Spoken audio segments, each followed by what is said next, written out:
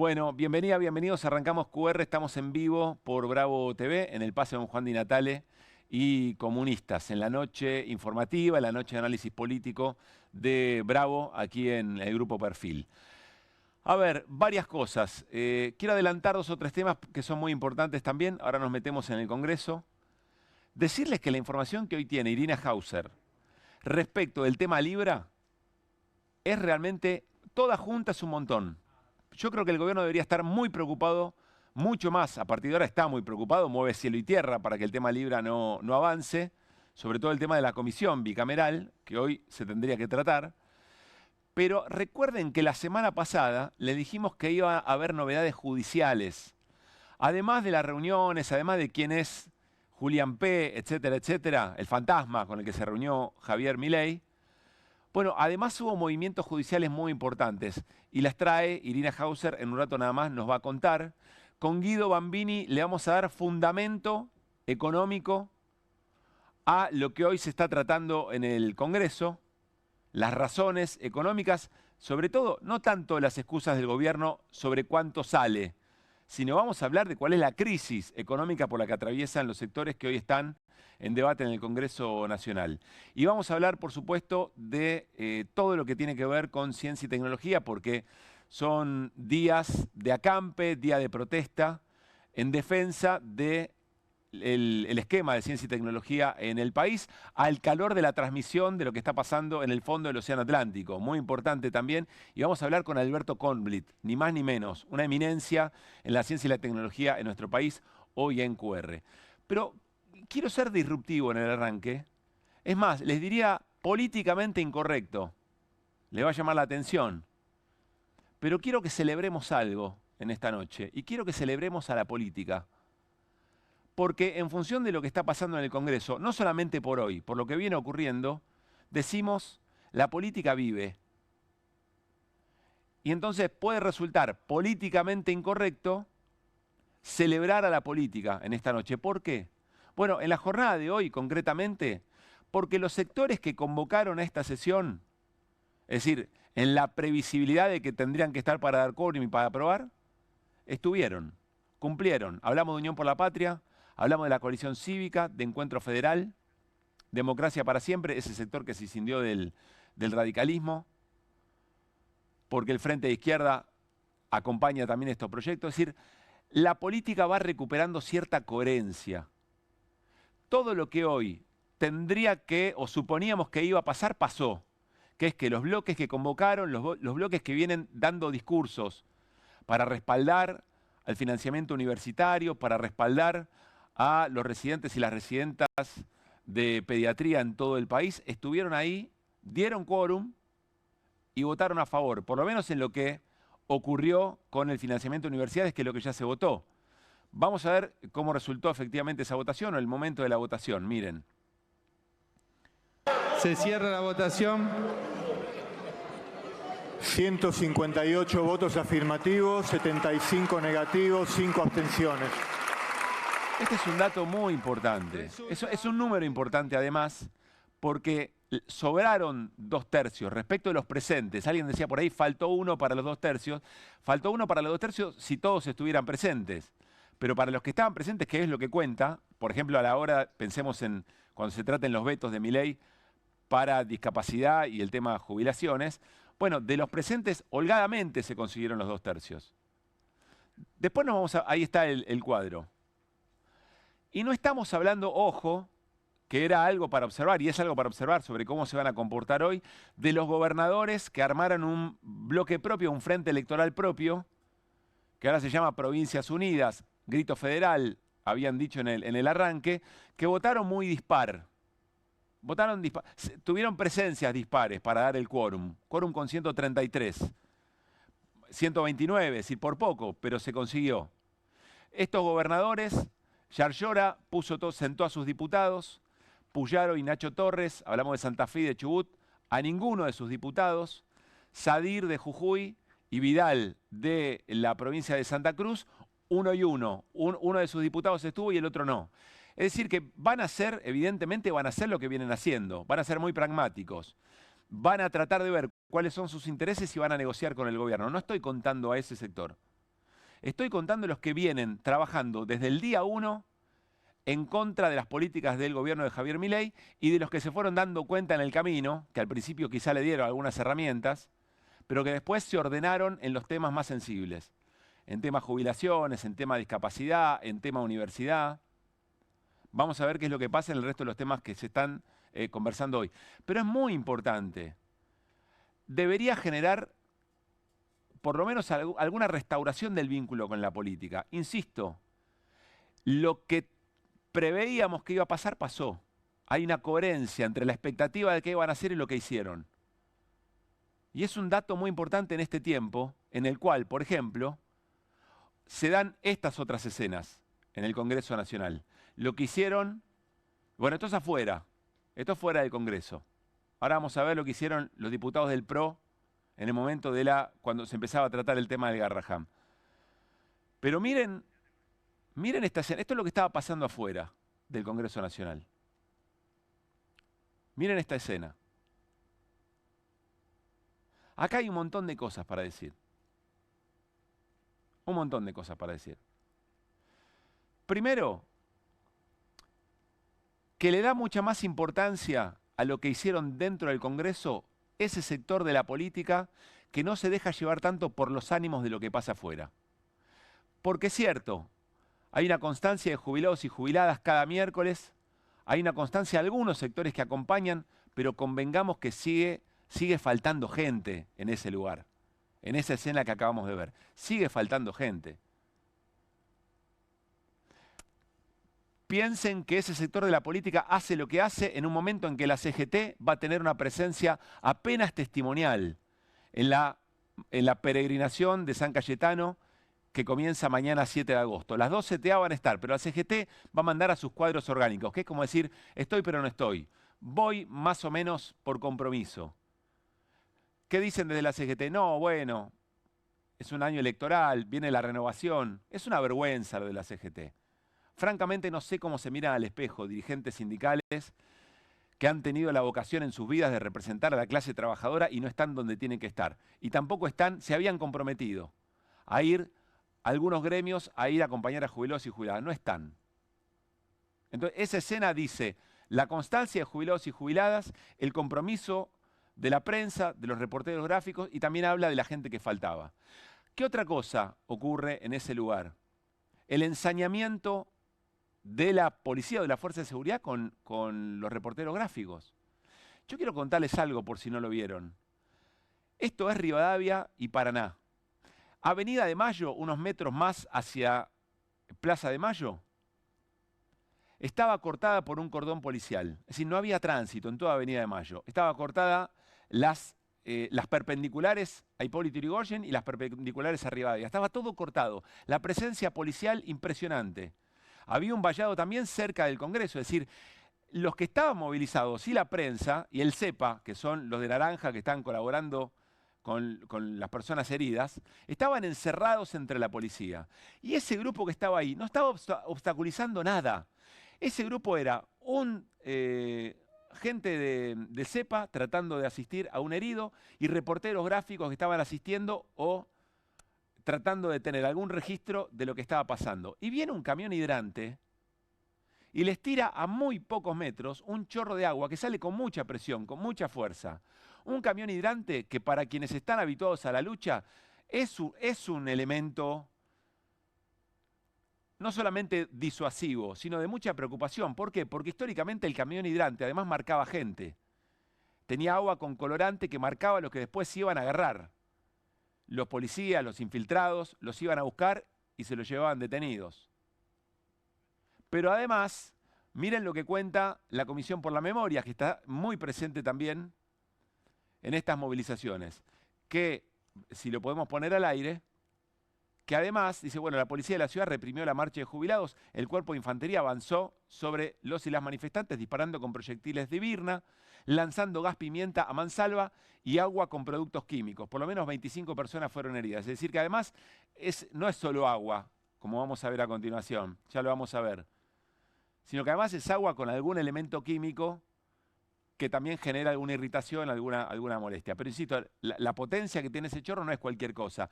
Hay un laburante de prensa que la ligó directo en el oído y que después quedó herido efectivamente en esa situación.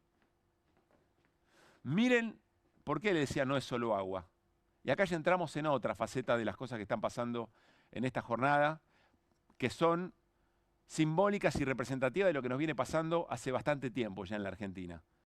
Quiero que le presten atención a Eduardo Feynman, que dejó de ser periodista hace un rato largo, y aquí lo confiesa, incluso, miren. Y escuché una periodista indignada, y ahí vemos el disparo de agua. El disparo. Cuando justamente en esta escena, y ahí el disparo de agua, viste, como si estuviera... Esa agua, te mojaron y viste. ¿Cuál es el problema? Mejor el agua que cualquier arma letal, obviamente, ¿no? Y con el agua salen todos rajando, ¿no? Y... Algunos necesitan agua. Sí. Hay algunos que son... mira, el agua es peor que cualquier otra cosa. Sí, ¿no? no Le tirás agua... No son muy afectos. Eduardo Feynman, por supuesto, menos mal que no era agua y no era una munición de gas lacrimógeno, ¿no? Gran abrazo a Pablo Grillo y a toda su familia. Es un chiste, se supone que es gracioso. Es el segmento de humor en el programa de Eduardo Feynman. Eduardo Feynman, como conversábamos previamente con compañeros y compañeras, perdió la sensibilidad porque dejó de hacer periodismo hace mucho tiempo. Dime de qué te jactas y te diré de lo que careces. Dejó de hacer periodismo hace mucho tiempo. Por eso no tiene sensibilidad respecto de sus colegas, reporteros gráficos o cronistas que efectivamente estaban allí. La deben haber ligado, quizá no en esta, en otra, sus propios compañeros cronistas de calle del canal en donde trabaja. ¿Le dirán algo? Quizá no, porque deben tener miedo a las represalias del propio canal, de la propia señal. Es una vergüenza, no se tiene que dejar pasar. Dejemos de hablar de periodismo en ciertas circunstancias y digamos lo que es. Son vocerías paralelas de un gobierno. Son los mismos que en otro tiempo nos señalaban porque decían que nosotros hacíamos periodismo militante. No hacíamos periodismo militante, lo que hacíamos era argumentar en función de nuestra mirada del mundo, pero con honestidad intelectual cuando hay cosas que no nos convencen, cuando hay cosas que no van dentro de nuestra mirada o que los argumentos son más fuertes incluso de lo que nosotros pensamos. No es el caso de Eduardo Feynman, que se ríe de lo que le está pasando a sus propios colegas en esa escena. Y le parece poca cosa.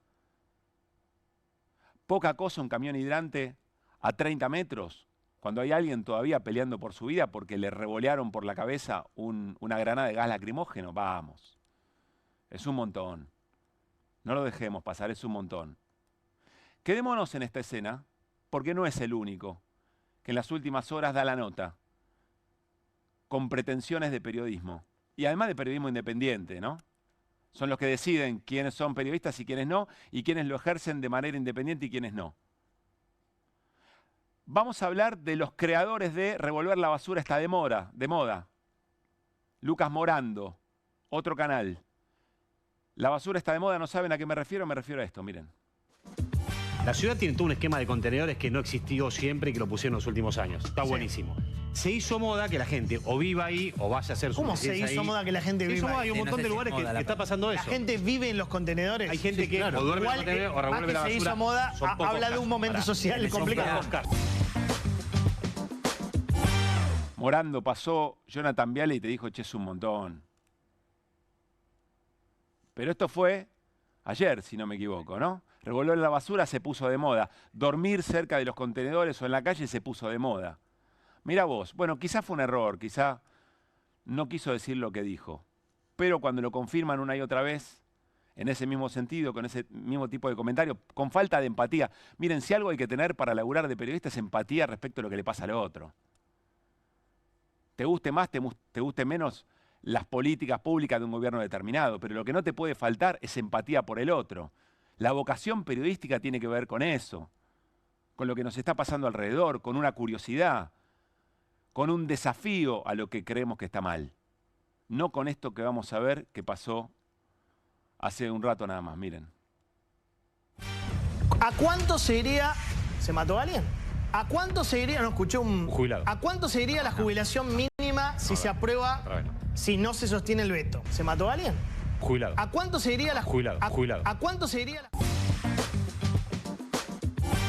Tienen un tema con la muerte, ¿no? Tienen un tema con la muerte. Venimos ayer de hablar del presidente que necesita muertos para darse cuenta que hay familias que no llegan a fin de mes. Y le pareció gracioso la hipótesis de que un jubilado era lo que o quien se había muerto en función de lo que decía Jonathan Viale. De todas maneras, yo quiero rescatar algo de esa escena, algo positivo de esa escena. Que aún en ese lugar, aún donde seguramente está todo muy condicionado respecto de qué se piensa y qué se opina, el colega Manu Jove tiene una reacción para destacar, porque de alguna manera marca un límite. Quiero que veamos la reacción muy espontánea de lo que Manu Jove, en el pan y queso, dámelo a Manu Jove en esta escena. Del modo en que reaccionaba de lo que estaba diciendo Morando. Mirá. ¿Se mató a alguien? ¿A cuánto se iría, no escuché un... Jubilado. ¿A cuánto se iría la jubilación mínima si se aprueba, si no se sostiene el veto? Jubilado. ¿A cuánto se iría la jubilación mínima si se aprueba, si no se sostiene el veto? Jubilado. ¿A cuánto se iría la jubilación mínima si se aprueba, si no se sostiene el veto? Yo lo quiero rescatar y no me dejo llevar por la risa o por esa sonrisa, porque es la manera que encuentra, pero dice abiertamente, habla, interrumpe, dice no, la verdad que no. Es más, Morando le dice no da, ¿no? Convivimos con todo esto, esto genera sentido en las audiencias. En la disputa de sentido de las cosas que están pasando, esto es parte de nuestra batalla cultural, es parte de la discusión de la manera en que narramos las cosas que nos pasan. Nos pueden gustar más o menos, pero hay límites que no se deben cruzar y acá se juegan. Yo no quiero naturalizar nada de esto. Ni lo de Eduardo Feynman diciendo que, bueno, algunos merecían un poco de agua, ni lo de Morando. Hay que ponerle nombre y apellido. Esto no es periodismo de periodistas, ¿eh? Esto no es periodismo de periodistas. Yo no estoy juzgando los argumentos que puedan tener para acompañar o para rechazar algunas cosas que haga el gobierno. Esa es una discusión válida, que me encantaría que podamos tener con mayor naturalidad entre los trabajadores de prensa que pensamos distinto, que tenemos distintas miradas del mundo. Primero hay que asumirla y después con honestidad intelectual dar la discusión. Ahora esto es otra cosa. Esto es otra cosa. Esto es la construcción de la crueldad que tan mal nos está haciendo. Estos son gestos performativos. No son solo palabras las de Feynman. No son solo gestos simbólicos los de Morando. Son cosas que hay un sector de la sociedad les dice, che, no está tan mal hacer este tipo de chistes, no está tan mal ser cruel. No está tan mal odiar, no está tan mal cruzar ciertos límites respecto de quien piensa distinto. Y esto después tiene consecuencias reales. Esto se paga con sangre en la calle, en la habilitación de la violencia física. No jodamos más con esto, no lo toleremos más. Por eso rescato el gesto de Manu Jove. Quiero cerrar con una última cuestión. Hablamos de una buena noticia, de celebrar la política, de lo que están haciendo en el Congreso, de que vuelva la previsibilidad en función de lo que se dice, lo que se piensa y lo que se hace después en el Congreso. Creo que es muy importante que nos reconectemos con la política, porque es la única herramienta. Pero también nos encantaría que en la calle no pase más, que un miércoles los jubilados y los jubiladas estén tan solas frente a esa monstruosidad de operativo represivo. Entonces en QR, como no nos quedamos solamente en la denuncia y en la queja, apelamos a nuestra caja de herramientas con algo de imaginación política y se la ofrecemos a quienes tienen que tomar decisiones para que eso no pase. Se nos ocurrió, por ejemplo, que se podría hacer una suerte de tómbola. No sé, los martes a la tarde, por ejemplo, los lunes si necesitan más tiempo. Y entonces podrían decir las organizaciones que acompañan al reclamo jubilados y que se la bancan un poco más, bueno, che, este miércoles te toca a vos. Y entonces, para que no cobren jubilados y jubiladas, e ir a poner el cuerpo un poco, ¿no? Los trabajadores de prensa ya lo venimos haciendo, sobre todo los reporteros gráficos. Porque un día además va a ocurrir que van a reprimir a personas discapacitadas. Tienen razón, ya pasó. Ellos ya fueron. No estaría mal. Hoy le toca a este gremio, mañana le toca a esta organización. No es muy difícil. Y daría una sensación de que algo se va acumulando y que no nos da lo mismo. Decíamos ayer, dime si tu policía reprime a personas con discapacidad, te diré qué gobierno tiene. Pero dime si tu ciudadanía lo soporta y te diré qué proyecto de país está gestando. Es tiempo de reaccionar. reaccionemos, no nos callemos más. Exijamos poner el cuerpo donde hay que poner el cuerpo. Cosas que nos alejan de la política. Miren lo que hacía el bloque del PRO y de la Libertad Avanza en el momento que se empezaba a tratar el tema de la emergencia en pediatría en las residencias en todo el país. En este momento había un diputado que era hablando, creo que era el Chipi Castillo, del FIT, que estaba hablando, creo. Quizá me equivoque. Pero deténganse lo que están haciendo los diputados y diputadas de la Libertad Avanza y del PRO. Miren las gestualidades. Se levantan, quieren evitar el quórum, allí están conversando. Miren ahora, se van a sacar una foto. Venegas Lynch, ahí está la diputada Santillán. Allí hay un diputado mendocino de la Libertad Avanza que va a sacar una foto. Ah, muy bien. 3 diputados de la Libertad Avanza, si no me equivoco. Por allí detrás, esa persona calva es el diputado que organizó la visita genocida. Miren el gesto de Ritondo. Miren el gesto de Ritondo. Brazo en jarra, riéndose. Estas son las cosas que alejan a la gente de la política. Estas son las cosas que alejan a la gente de la política. Mira el gesto de Ritondo. Se habrá enterado que algunas de las propiedades que tiene habrá habido un aumento en el alquiler o algo por el estilo. Alguien le habrá pagado por adelantado. La Coneja Baldassi se sienta, está sentado. Es un despropósito. Acá hay gente, vos podés querer votar en contra, pero la gestualidad, esto es de desprecio. En este caso, a todo lo que tiene que ver con residencias pediátricas. Es desprecio y eso se lee. Y eso se interpreta. Entonces hay un sector de la sociedad que tiene razón en enojarse con la política. Pero por suerte, del otro lado, había gente haciendo lo que tenía que hacer, a lo que se había comprometido a hacer. Y por eso, en este mismo momento, mientras estamos conversando, se acaba de aprobar, por 159 votos afirmativos, 67 abstenciones y 4 negativos, perdón, los negativos son 67 y abstenciones son 4, la emergencia pediátrica, no solamente en el Hospital Garrahan, en las residencias a nivel nacional. Un voto más de lo que se había aprobado el financiamiento universitario. Es media sanción.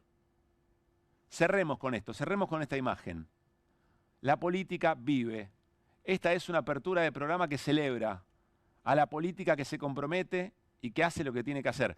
Incluso en un contexto en el que a jubilados y jubiladas los dejan solo todos los miércoles, en que la CGT le saca el cuerpo a la movilización de San Cayetano. En ese contexto de gran apatía de la gente que no va a votar, en ese contexto hay un grupo de dirigentes que hacen lo que tienen que hacer. Y eso es para celebrar.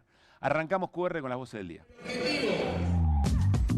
Yo vengo con un sentimiento grande, que tengan trabajo, que no les falten comida, un plato de comida. El instinto natural de un ser humano es vivir, entonces no va a morirse de hambre. La verdad eso no quiere decir que viva con dignidad, que viva bien, que tenga trabajo digno, que tenga vivienda. Este año, 63 muertes en todo el país, en el espacio público, que en general los medios tratan como muerte por causas naturales. Nosotros decimos son producto de las violencias estructurales, de la pobreza. Muchos de mis compañeros fuimos despedidos, tengo 3 hijos. Y sinceramente comen a mediodía. Si el presidente piensa de que uno no llega a fin de mes porque no está tirado en la calle, que salga a caminar un poco. Deja las variables de la macroeconomía, pero después está la vida real y lo que le termina haciendo agujeros al modelo económico. Almacenes, carnicería, verdulería, espollería y demás, perdió un 19,1% de venta. Compran lo que puede, no compran lo que necesita, sino lo que puede. ¿Preparados para blindar el veto? Por supuesto.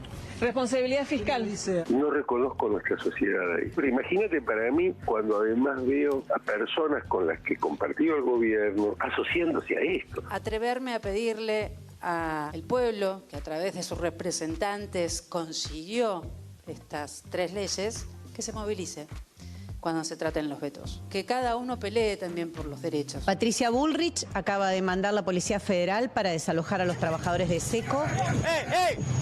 Acá veo un cartel que la policía reprime con chalecos testeados en el INTI. Perdón, jubilados. Es una medida que no solo tiende a protestar por lo que pasa en el CONICET, sino con toda la ciencia argentina, porque el gobierno está llevando adelante un programa de aniquilación, no es un ajuste. Todo nuestro pueblo está maravillado viendo lo que está haciendo nuestro CONICET en nuestro lecho marino. Eso es ciencia. La ciencia es más libertad. Y defiendo a De la Rúa como defendía a Macri y como voy a defender a Milei. Preocupados por el déficit fiscal, no los escuché cuando bajaron las retenciones al campo. Hace 2 años que no tenemos presupuesto presupuesto. Y acá la discusión pasa por la ofensa. Proyecto para la tribuna. ¿Qué tribuna? Lo están atendiendo acá en el medio de la calle Paraná. Hay una persona caída en el medio de la calle. Los fotógrafos. Están ayudando, claro. Vengo por mi familia, vengo por mis hijos, vengo por mis nietos. Porque este gobierno es un gobierno que no tiene piedad con nadie. Si no nos movemos, el pueblo entero, vamos a terminar mal.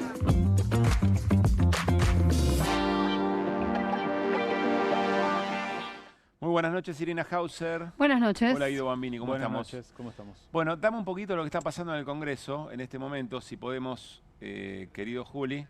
Se está votando en particular, después de la votación en general, de la emergencia pediátrica, o la emergencia en pediatría, sobre todo las residencias. El artículo 11, por favor, emitir el sentido de su voto. Ahí está Martín Menem, y están votando a mano alzada cada uno de los artículos se comunicará de esta, al honorable Senado de esta ley, la media sanción de esta ley, muy importante. Ya se trató financiamiento universitario, ahora con la emergencia en residencias pediátricas.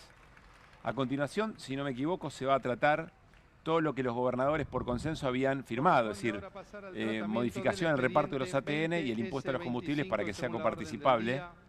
Y después hay muchos otros temas. Vamos a darle un poco de fundamento económico, si te parece, Guido, a cada una de estos reclamos que, insisto, ya tienen media sanción. Tendrán que ir al Senado, en el Senado seguramente se van a aprobar, y creo que lo decía también alguno de los diputados, empezar a prepararse para los vetos que vienen, no solamente los de discapacidad y los de jubilaciones, sino también todo lo que tiene que ver con esto, que se le ha dado media sanción y que seguramente muy rápido se va a tratar en el Senado. ¿Por dónde arrancamos? Sí, me parece bien arrancar un poco por lo que está sucediendo en este momento, por lo que ya tuvo media sanción, que es la ley de financiamiento universitario. Me parece que es interesante repasar en qué estado están los salarios docentes, cuánto cayó en términos presupuestarios, las transferencias que hace el Tesoro a las universidades. Y para eso les traje unas placas con los distintos temas. Arrancamos por universidades. Me parece importante destacar, la caída en términos reales del poder adquisitivo de los salarios. Bueno, a simple vista todo dicho, ¿no? Sí. Esta placa es muy ilustrativa. No se excede por completo hasta explicar cualquier cosa. Habla por sí sola. 29% es la caída en términos reales desde noviembre del 2023 al último dato disponible, que es julio. Deberían tener un aumento del 41% para recuperar todo lo perdido desde que están en este nivel. Las transferencias a las universidades, los salarios significan el 88% de las transferencias que hace el Tesoro a las universidades. Y cuando uno compara el presupuesto transferido del 2025, de estos 6 primeros meses, contra el 2023, porque contra el 2024, el ajuste fuerte se hizo 2024 contra 2023. Entonces es interesante comparar este primer semestre contra primer semestre de 2023, donde efectivamente, se hacían las erogaciones correspondientes a las diferentes universidades nacionales. Una caída de casi el 33% en términos reales de lo transferido por el Tesoro Nacional a las universidades, 32,7%. Pasemos a la siguiente discusión, a lo que también se dio media sanción, a los médicos del Garraham, a la emergencia pediátrica. Bueno, también habla por sí sola. Esto es la caída en términos reales que han tenido los residentes del hospital Garraham y de todos los hospitales nacionales. Traigo el de los residentes del Garraham porque es el emblema, efectivamente. Una caída real del 35%. Deberían aumentarse sus salarios en un 55% para recuperar ese nivel de noviembre de 2023. Acá es interesante hacer un asterisco.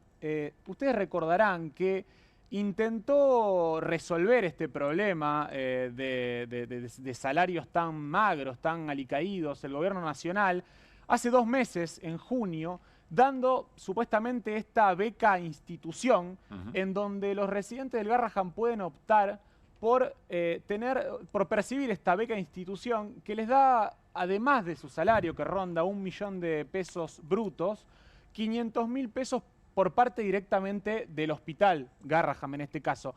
Ahora, lo que no te cuenta el gobierno es que, cambiaron, si los residentes aceptan esas condiciones, cambian todas las condiciones laborales. Dejan de tener aguinaldo, dejan de tener aportes jubilatorios, Digo, es una degradación en términos de derechos laborales que significa aceptar este bono de 500.000 pesos. Tienen que anualmente renovarles los contratos. Con la otra forma de contratación es cada 4 años que le renuevan las contrataciones. Es decir, es una degradación en términos generales de sus condiciones laborales, simplemente si adoptan y si eligen esta alternativa que supuestamente el gobierno hace 2 meses instaló como una mejora, que en lo cierto no lo es. Y en tercera instancia, también me parecía interesante e importante repasar parte de lo que se va a tratar en materia de ciencia y tecnología, ¿no? La declaración de la emergencia en ciencia y tecnología. Ahí, si podemos agrandar un poquito las placas para ver esto. Esto es interesante, es un informe del Grupo Economía, Política, Ciencia, algo que suele traer nuestro compañero Claudio Martínez, un grupo que trabaja muy bien. Y quiero que nos detengamos tanto en términos presupuestarios como salariales. Esto es Mundo Ciencia y Tecnología. Ejecución de la función Ciencia y Tecnología en el primer semestre de este año, caída del 19,7%. 20% de caída real en la ejecución de la ciencia y tecnología argentina. Esto se suma a la caída del año pasado, me imagino. Claro, exactamente, que fue del 32,9%. Misma fuente. Es menos 32%, sumale menos 18,7%. Claro, en el 2024 cae 32,9% con respecto a 2023. Y respecto a esa caída... Y en el primer semestre de 2025 cae 19,7% con respecto al primer semestre de 2024. Esto es lo que dijo, lo que recién le escuchamos y ahora vamos a hablar con él, Alberto Kornblit. Esto no es ajuste, esto es aniquilación, dijo. Esto es aniquilación. Lo mismo podemos ver en términos del CONICET, caída de su presupuesto en 20,6%. Este dato es interesante. Hoy, en términos del PBI, se destina 0,15% del PBI a la función ciencia y tecnología. En el 2024 se destinó 0,2%. Y en el 2023, 2 años anteriores, gobierno anterior, se destinó 0,3% del PBI. Es decir, el doble de lo que se está destinando ahora, que es 0,15%. Ya desde ese momento, en el 2023, no se cumplió con la ley que existe, que dice que al 2032 tenemos que garantizar 1 punto del PBI en financiamiento de ciencia y tecnología. Pero bueno, estábamos más cerca. Para ese momento tenía que ser de 0,32% del PBI, lo que estipula la ley 27.614. Eso es interesante, porque claro, lo que uno le achaca al gobierno anterior, le celebra la dirección de las políticas, quiere ir hacia ese mejor financiamiento. El enojo es porque no logró encontrar la manera de hacerlo realidad. No, y además entonces, el enojo dice, está bien, bueno, pero vos te comprometés a algo y tratás de tomar todas las decisiones con la imaginación política y el coraje político necesario para poder llegar ahí. Acá estamos hablando directamente de... Va contramano. Acá hay una decisión política, claramente, de que la ciencia y tecnología, el CONICET, las universidades, la salud pública, no es prioridad de este gobierno. La prioridad de este gobierno es sobrecumplir las metas con el Fondo Monetario Internacional, ir a un superávit primario de 1,6% del producto, cuando el fondo te exige 1,3%, y destinar, digo, que la partida más importante del presupuesto, que valga la redundancia, digo, hacemos un asterisco, no tenemos presupuesto, digo, estamos trabajando con el presupuesto aprobado en diciembre de 2022. Prorrogado en 2024 y 2025. Ahora que decís esto, creo que deberíamos haber arrancado por ahí. Una discrecionalidad del gasto total. Estamos hablando de un gobierno que no presenta, desde que es gobierno no presenta presupuesto. No le interesa al Ejecutivo. Presenta, pero boicotea el hecho de tenerlo y entonces le da muchísima discrecionalidad para hacer este ajuste. Es que no le interesa gobernar en conjunto con el Poder Legislativo. Entonces, como lo tiene que aprobar el Poder Legislativo, no, ni siquiera lo mando. Trabajo con el presupuesto 2022 y tengo discrecionalidad a la hora de asignar el gasto. Y vamos con los últimos datos. Insisto, ciencia y tecnología, veíamos recortes en sus funciones y también recortes en la nómina, en términos relativos. Fíjense, función ciencia y tecnología cae un 40% de la cantidad de trabajadores. Agencia de Investigación, Desarrollo e Innovación, esto lo vamos a hablar con Alberto, cae un 37% la nómina junio de 2025 contra diciembre de 2023. El INTA, bueno, el Banco Nacional de Datos Genéticos. Estamos hablando de una caída en términos agregados de los organismos de ciencia y tecnología del 7% y de las empresas del sector público nacional, las dedicadas a la ciencia y tecnología, como Nucleoeléctrica Argentina, ARSAT, la fábrica de aviones FADEA, BENG.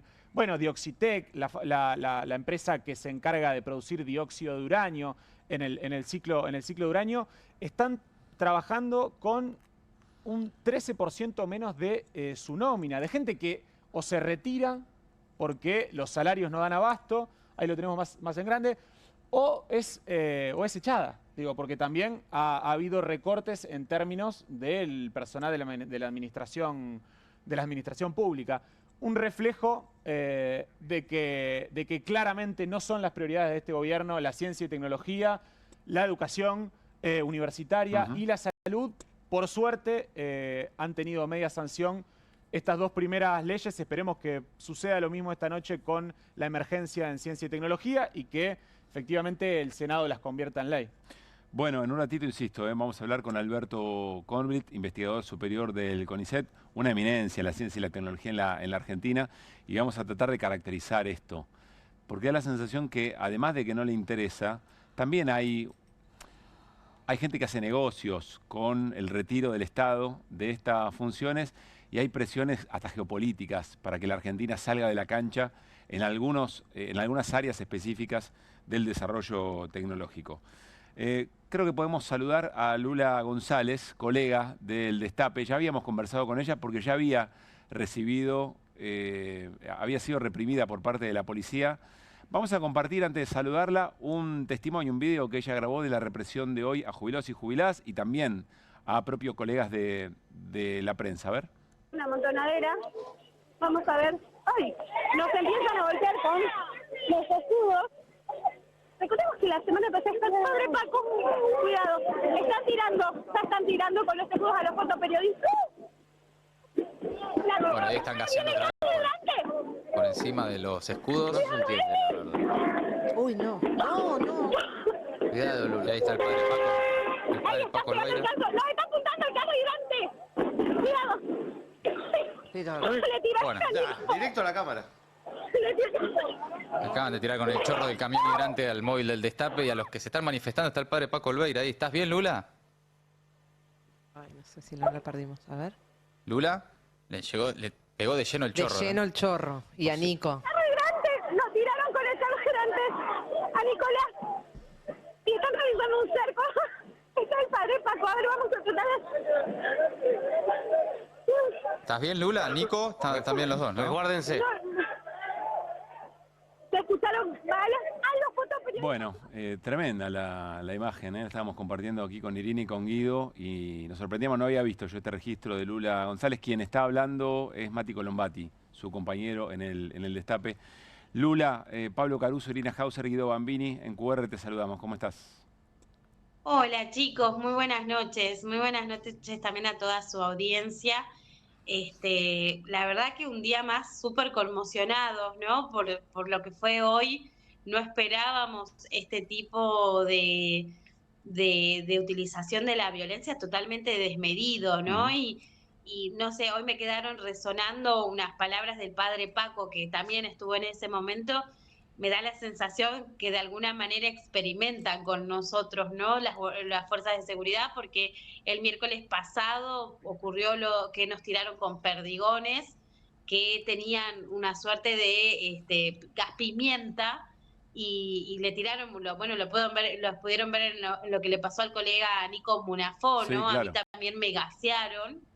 Estando en la vereda y muy lejos del conflicto también, como si hubiese sido una cosa deliberada, y hoy nos dimos con esta cuestión ahí muy cerca del Teatro Liceo, porque lo que pretendía la marcha era ir por Avenida de Mayo, ¿no? Y en Sáenz Peña, sí, a la altura de la estación del subte, al ver esta disuasión por parte de las fuerzas de seguridad, que incluso en un momento se lo escuchaba la orden de represión por el hecho de que los jubilados realizaban canciones en contra de, decían canciones que lo iban a, que estaban de alguna manera y siendo en contra de la policía, entonces que era un motivo para reprimir, ¿no? Lo escuchamos todos los que estábamos ¿los ahí escuchaste modular, en ese momento. ¿Los escuchaste modular, dar la orden de represión por lo que estaban cantando los jubilados? Sí, así es, eso fue, por una provocación, dijeron, está provocando que reprimamos, apenas si siguen cantando los vamos a reprimir. Yo lo escuché desde un megáfono, una radio que tenían ahí, y después ya un grupo intentó ir por cerca del Teatro del Liceo y es ahí cuando arrinconan, cuando también nos gasean. Yo, por suerte, ya se imaginarán que desde la última vez que nos vimos no tengo miedo, pero sí tengo recaudos. Claro. Y cuando me pasan este tipo de cosas, voy con esta máscara tipo el Eternauta, ¿viste? Que nos dan y bueno, iba con eso, me tiraron gas en la cara, me quedó un poco por acá, pero tenía los anteojos que son enormes encima, más la máscara, me pude cubrir un poco. Y cuando salimos, no así un youtuber que es muy conocido por todos los asistentes a la marcha, que se llama Diego Con Voz, que también lo gasearon en la cara y tuvo que ser atendido. Y no solamente eso, chicos, el nivel de falta de humanidad, porque en ese momento lo que ocurrió fue que la policía intentó pasarle por encima. Si no estaba la posta de salud, eso iba a ser mucho peor, porque estaban decididos a pasarles por encima. A ver, Lula, tenemos varias preguntas con Guido y con Irina. Quiero establecer bien una escena para que quede claro el nivel de la decisión de tener ese nivel de daño, digamos. Porque, corregime, a la altura de la estación Cés Peña, de la línea A, había un cordón policial, es decir, evitando que haya alguien que se movilice hacia la Plaza de Mayo, como pasó en otras oportunidades. Y otro vallado más cerca del Congreso, es decir, estaban cortadas las calles laterales, las perpendiculares, estaba cortada Rivadavia. Esa reunión de personas que estaban allí estaban asistiendo, entiendo yo, a alguna persona de esta avenida. Es decir, no es que estaban abriendo el tránsito ni nada que se le parezca. Había un grupo de personas, avanzó la policía por encima de ellas, vos estabas ahí, y atrás el camión hidrante tirando agua. Esta es un poco la escena, ¿no? Sí, así es. Y en los costados, la verdad que había una suerte de perímetro, no se podía avanzar. Claro. Los manifestantes no pretendían avanzar, es más, estaban volviendo hacia el Congreso. Si vos ves, cuando se da lo del carro hidrante enorme, estamos más que nada los trabajadores de prensa, es decir, los cronistas y los fotoperiodistas, muy pocos manifestantes en esa zona, que fue también lo que alertó, y también como nos tiraron de una manera como muy apuntando ya. Sí, claro, nosotros, claro. Y no es la primera vez. Y no es la primera vez. Sí, ya lo creemos de esa manera, porque no nos parece casual que siempre seamos los gaseados, ¿no? O sea, por ejemplo, me refiero a Emma Herrera también de Crónica, o incluso había un fotoperiodista también ahí que fue tirado. Sí. El padre Paco también estaba acompañando a una jubilada que estaba ahí, que es muy conocida porque va con un bastón y la bandera de Argentina, así que la verdad que es muy desmedido. Nosotros quedamos tirados por el agua, todos mojados. La verdad que se hace muy difícil trabajar de esa forma. Y lo que a mí me llama la atención, chicos, de todo esto, es que en las últimas 2 represiones, la que estuvo a cargo de toda este tipo de situaciones fue la policía de la ciudad.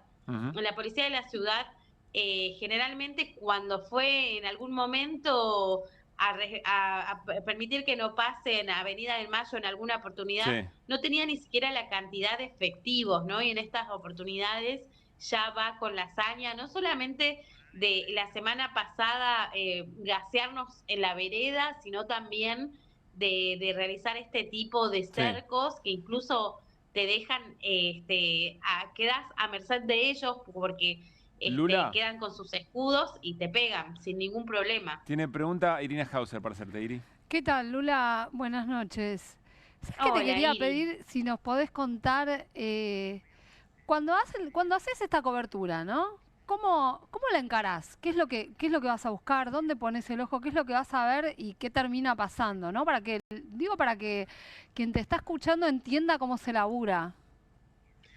Sí, mira, primero me parece una repregunta, ¿no? Porque nosotros vamos acompañando a los jubilados sabiendo de que obviamente pueden correr riesgos, sabemos que la fuerza es muy desmedida hacia ellos y es una fuerza desigual, porque la verdad es gente muy grande, y también esto, ¿no? De ir a buscar de alguna manera resguardar que pueda llevar adelante su ronda y que nosotros podamos tomar testimonio de eso, donde están todos sus reclamos, ¿no? En este caso, donde se estaba dando una sesión también.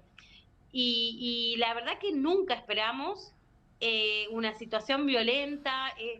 Estamos intentando cruzar y cuando se dan estas situaciones son siempre diferentes los miércoles y siempre empiezan con una suerte de forcejeo con algún manifestante o algún jubilado, y cuando intentamos mostrarla, ahí empiezan los gases y las agresiones a la prensa, ¿no? Y la verdad que se nos hace súper difícil, es peligroso, no sé, la vez pasada también a mi compañero con el escudo lo golpearon, le tiraron el celular, a mí me pasa que ya que directamente la policía venga y se acerca. La semana pasada se mostró y se viralizó un video que yo iba caminando y haciendo un móvil por la vereda y directamente el policía vino hacia mí y me tiró el gas. Nosotros lo comentamos, parecía, decíamos en ese momento, parecía que estuvieran en un corso y te tiraba espuma, ¿no? Y parecía esa escena, como así medio al pasar. Yo que soy del norte, esa comparación la hacían, ¿no? Algunos periodistas allá, pero sí, era como te tiraban con el Rey Momo, claro, la espuma, sí. Viste, uno se ríe para no tener miedo, tal vez tapar eso. Me parece que también nosotros lo hacemos con una convicción de querer estar ahí mostrando lo que en mi caso me pasa, que yo siento que tengo que estar ahí acompañando esta marcha. Ya conozco a todos los jubilados, los ves, al hincha de Chacarita, cuando lo tiraron, estábamos todos, lo conocemos. Lula, hace un rato un colega se burlaba de ustedes que habían estado en la cobertura diciendo, bueno, che, solo agua, me tiraron agua, decía. Incluso hasta a algunos les venía bien el agua. ¿Qué le dirías? Lo vi, la verdad que sí, fue Eduardo Feynman, sí, ¿no? Y bueno, yo estaba muy indignada en ese momento. Imagínate, estás con los nervios, la situación de no vivir ese tipo, no estar preparado para ese tipo de cosas, ¿no? Porque, no sé, hoy estaba el premio Pulitzer, Rodrigo Abt, que estuvo en Siria, y en Siria no le pasó nada, y le pasa en Callao al 100, ¿entendés? Como es una cosa Rodrigo es el bastante... colega al que le pega el chorro de hidrante en la cabeza y lo tumba directamente, ¿no? Creo que Así es. Rodrigo es él estuvo en Siria en guerras y nos regala, no sé, unos paquetes súper... como que tienen unos pañuelos antigas que él usó en otras oportunidades, en unas manifestaciones muy grandes, y lo estamos viviendo acá en Rivadavia, ¿viste? Claro, es como muy ridículo a la vez todo lo que pasa, y también esta situación, ¿no? De ver cuando le pegan a un jubilado, todos nosotros queremos estar ahí mostrándolo, y es ahí en el momento cuando ellos agreden con mucha hazaña a todos los periodistas, ¿no? No hay distinción con un camarógrafo, con los fotos periodistas son los que más están, ¿no? Y hoy con el carro, estrenando ese carro hidrante con nosotros, a mí me pasó que ya me habían pegado con el carro hidrante el 12 de marzo, cuando fue lo de Pablo Grillo, pero no había tomado dimensión cuando hoy lo vi de cerca, porque también Rodrigo Abt, el fotoperiodista que lastimaron, estaba ahí, y la verdad que no sé, me da a pensar muchas cosas, porque ver encima que un periodista de renombre como Eduardo Feynman diga que yo estaba indignada porque nos habían tirado con agua, me parece una falta de empatía, de no conocer cómo es el trabajo de estar en la calle, ¿no? Y la verdad que yo sigo eligiendo estar 3000 veces ahí contando lo que le pasa a los jubilados que estar en un escritorio, y me parece que vamos a seguir estando, por más de que quieran infundir ese miedo, que no sabemos ahora, esta nueva visión que tiene la policía de la ciudad también, ¿no? Que yo nunca la había visto. Tiene una muy breve pregunta Irina Hauser y ya cerramos. Sí, te quería preguntar si intentás hablar alguna vez con los efectivos. Sí, intenté hablar alguna que otra vez. Incluso muchas veces lo que nos pasa, Iri, es que ya los conocemos a los que van. Yo ya ubico a algunos de los policías que están ahí, incluso a los que están algunas veces y en ellos uniforme. También a vos. Yo ya sé que son policías y están ahí, y la verdad que es... intentás preguntarle algo, no te hablan, o directamente son indiferentes cuando les hablas, o te empujan directamente. Claro. No hay una orden. La vez pasada también esta jubilada que se llama Rosa, que es una señora muy grande, muy frágil, pegó con el bastón y la querían llevar detenida, ¿viste? Como es una cosa, a un escudo le pegó y dijeron acá hay una situación de disturbio porque una jubilada de 78 años nos quiso pegar con un escudo, con un bastón en el escudo. Y la verdad que no entendés el accionar que tienen o cuál es la motivación que tienen para tener esa violencia tan cargada contra los manifestantes. Sobre todo la orden del Ministerio de Seguridad. Lula, gracias como siempre, un gran abrazo y como colegas orgullosos de tu laburo. Que estés bien. Les mando un abrazo gigante, gracias por visibilizar esto, gracias por estar con mucha empatía, por su solidaridad. Y bueno, a disposición siempre, saben que los quiero a ir y la admiro un montón, la quiero mucho, así que y a vos también, Pablo. Y bueno, les mando un abrazo gigante. Gracias, un gran abrazo, Lula, gracias en serio. Bueno, vamos a contarles un poco lo que estuvo pasando dentro del recinto, esto es en los alrededores del Congreso de la Nación. En este momento sigue votando en particular todo lo que tiene que ver con la emergencia en pediatría, involucra las condiciones de trabajo de residentes y residentas, pero más temprano se votó todo lo que tiene que ver con el financiamiento universitario. Y vamos a compartir con ustedes, había una pregunta, ¿qué van a hacer los gobernadores, sobre todo gobernadores de grito federal o provincias unidas, para ir pispeando, a ver, imaginándonos cuál puede ser la escena cuando llegue el momento de sostener o no los vetos del presidente? Hablamos de discapacidad, hablamos de jubilaciones y esto va a venir también, ¿no? Vamos a empezar con el gobernador de Córdoba, Martín Yarlora. 5 diputados puso a jugar. Estamos hablando de la hora del quórum, ¿no? Corregime, Juli. Es decir, el momento determinante era dar el quórum para que la sesión pueda llevarse adelante. 129 eran necesarios, 133 estuvieron. Bueno, Martín Yarlora puso lo que tenía. Y esto acompaña alguna declaración diciendo que, o dando a entender que iba a ir en contra de los vetos cuando lleguen al recinto las próximas semanas. Estamos hablando de uno de los gobernadores que armaron Provincias Unidas, Grito Federal, que se desmarcan del gobierno en términos electorales y que están negociando cosas con el gobierno. Vidal es el gobernador de la provincia de Santa Cruz. ¿Qué hizo Vidal? Puso un diputado a la hora del quórum. Y Vidal tenía la posibilidad de poner 2. Ya reiteró esto, es decir, repite acción, uno sí y uno no, como para que se entienda bien el mensaje. Vamos al siguiente. Ignacio Torres, de la provincia de Chubut, ninguno. No aportó lo que tenía para el quórum. Maximiliano Puyaro, de la provincia de Santa Fe, un diputado.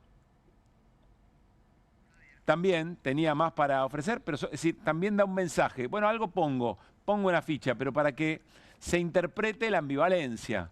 Sadir, gobernador de la provincia de Jujuy, un diputado, también de 2. Es decir que lo que estamos observando en este grupo de diputados es que están siendo coherentes con lo que hicieron. Y es un pragmatismo político a ultranza. Va más allá de lo que crean o consideren justo o injusto en términos de lo que se está debatiendo. Están mandando el mensaje, yo puedo jugar así o puedo jugar así. Está claro que están en una negociación. Es una negociación en los alrededores de una elección. Me da para pensar que esto va a seguir siendo de esta manera, que no es acá donde hay que poner, en todo caso, la racionalidad política que uno gustara o que uno quisiera en la valoración de lo que está en juego. Saludamos ahora sí, les habíamos prometido, a Alberto Kornblit, biólogo molecular, investigador superior del CONICET, y además lo felicitamos porque acaba de ganar el premio a la ciencia Bunge y Born, que es un premio muy prestigioso. Alberto, muy buenas noches, felicitaciones y gracias. ¿Qué tal? Buenas noches. Muchas gracias, Pablo. Es un gusto estar en tu programa. Te sigo el programa, así que para mí es un honor. Para nosotros también, Alberto. Entonces estoy con Irina Hauser, con Guido Bambini. A ver, Alberto, dijiste, esto no es un ajuste, esto es aniquilación. ¿Por qué? Estamos hablando de los recortes en ciencia y tecnología. Sí, hemos tenido ajustes en ciencia y técnica en distintas oportunidades, distintos gobiernos. Esto es una aniquilación, lo que se llama también cientificidio, porque realmente se está ahogando al sistema tanto de CONICET y Agencia de Ciencia y Técnica, como a las instituciones que ya sabemos, el INTA, el INTI, ARSAT, INVAP, o sea, todo lo que tenga que ver con ciencia y tecnología. Y ese ahogamiento se manifiesta por medidas concretas, ¿no es cierto? Son medidas concretas como, por ejemplo, que desde hace 1 año y medio los grupos de investigación no reciben fondos para investigar, que fueron aprobados académicamente por comités de selección, por pares, muy estrictos, donde muchos proyectos quedaron fuera, pero aquellos proyectos que deberían ser financiados recibieron dinero cero. Lo mismo con el ingreso a la carrera del CONICET. Cada año entraba, en el gobierno anterior y en los gobiernos anteriores, un número aproximadamente de 800 jóvenes que renuevan el sistema. Y bueno, este año se aprobaron académicamente, los del año pasado, los de este año se están por aprobar y no entró ninguno. No hay entrada a la administración pública. Además, bueno, como dijo tu compañero, los salarios y las becas están por el piso, no hay dinero que llegue a los 300 institutos del CONICET y de una manera cínica las autoridades, que además son bastante incompetentes porque no entienden lo que es la ciencia y la tecnología y no les interesa entender, declaran y emiten comunicados en los cuales dicen que solo van a financiar de aquí a futuro las cosas que tengan valor de mercado. Lo cual realmente es un sinsentido internacional. No existe financiamiento de ciencia que solo tenga valor de mercado, porque ya se sabe que las empresas aprovechan lo que la ciencia y la tecnología producen cuando está en sus últimas etapas. Pero la inversión de riesgo en todos los países siempre la hace el Estado. Entonces, no quiero extenderme mucho, pero uno se pregunta si esta gente va a seguir en esta tesitura. Yo me lo anoté. ¿Quién va a financiar la arqueología? La paleontología, que es la disciplina estrella de nuestro país, la matemática, la física cuántica, el análisis literario, la tectónica de placas, las enfermedades poco frecuentes, la biodiversidad, el cambio climático, el genocidio, el embarazo adolescente, los problemas de la educación, la evolución de las especies, el funcionamiento del sistema nervioso, y puedo seguir diciendo miles de temáticas, muchas de las cuales nuestro país tiene una tradición muy fuerte y reconocida internacionalmente. Entonces, ellos vienen a destruir, y la destrucción no es por un ahorro de dinero, y ustedes bien lo dijeron, porque ese mísero 0,3% que ya teníamos y que ahora bajó al 0,15% del Producto Bruto Interno, no mueve el amperímetro del equilibrio fiscal. El equilibrio fiscal, ustedes lo dicen siempre, está logrado por reducir los ingresos de los jubilados, por no girar fondos a las provincias, y con eso ya está. Entonces, realmente hay una actitud encarnizada que, yo lo he dicho, tiene carácter ideológico. Tiene un carácter ideológico claro en contra de la cultura, de la ciencia y de la tecnología, y en contra de un sector de la población que ellos consideran peligroso. Estamos teniendo esta conversación en el marco de un paro de 48 horas de la comunidad científica, con acampe, con movilización. Hace un rato se dio una marcha de antorchas. Guido. Yo estuve ahí. ¿Qué tal? Muy bien. ¿Qué tal, Alberto? ¿Cómo estás? Hola. Te quería consultar si crees que estamos cerca de un punto de no retorno en términos de el desastre o la destrucción de competencias del sistema científico y tecnológico que está llevando adelante este gobierno. A ver, no podría decir un punto de no retorno si cambiaran las políticas. Si se siguen en esta línea, sin duda llegaremos pronto a eso. Estamos en un punto en el cual... ¿Qué significaría un punto de no retorno? Perdón, para ampliar lo que pregunta Guido. Un punto de no retorno sería que con la destrucción que se ha hecho no se pueda reconstruir un sistema con un gobierno que apueste a la ciencia y la tecnología. Yo creo que va a costar muchos años reconstruir lo que se destruyó hasta ahora. Por suerte la comunidad creció mucho, tenemos infraestructura, tenemos edificios que se hicieron durante los gobiernos fundamentalmente kirchneristas, y también en el gobierno de Alberto Fernández se apoyó mucho. Y el sistema tiene reservas, sobre todo por la calidad de los graduados universitarios de nuestras universidades públicas, que es reconocida mundialmente. Y también porque el CONICET es la entidad de financiamiento estatal más importante de América Latina. Pero a esta gente parece que no le interesa. Tampoco le interesó que hubiera 300.000 personas en la calle en las marchas universitarias, porque no revirtieron su política en contra del financiamiento universitario. O sea, lo que Milei originalmente dijo, que era que iba a cerrar el CONICET porque no servía para nada antes de que fueran las elecciones, no lo está haciendo. Lo que está haciendo es dejándolo morir de inanición, o sea, está ahorcándolo económicamente y no directamente a veces al CONICET, sino a la agencia que es la que debe financiar los proyectos que han sido aprobados y en no llamar nuevos proyectos. Alberto, está claro, lo decías recién, no hay una razón económica.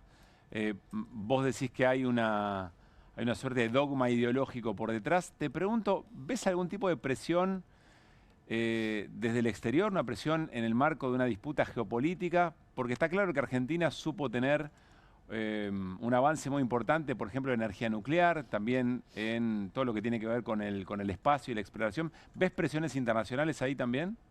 Bueno, sin duda en el tema satélites no me cabe la menor duda de que hay presiones para que Argentina no tenga independencia en las comunicaciones satelitales.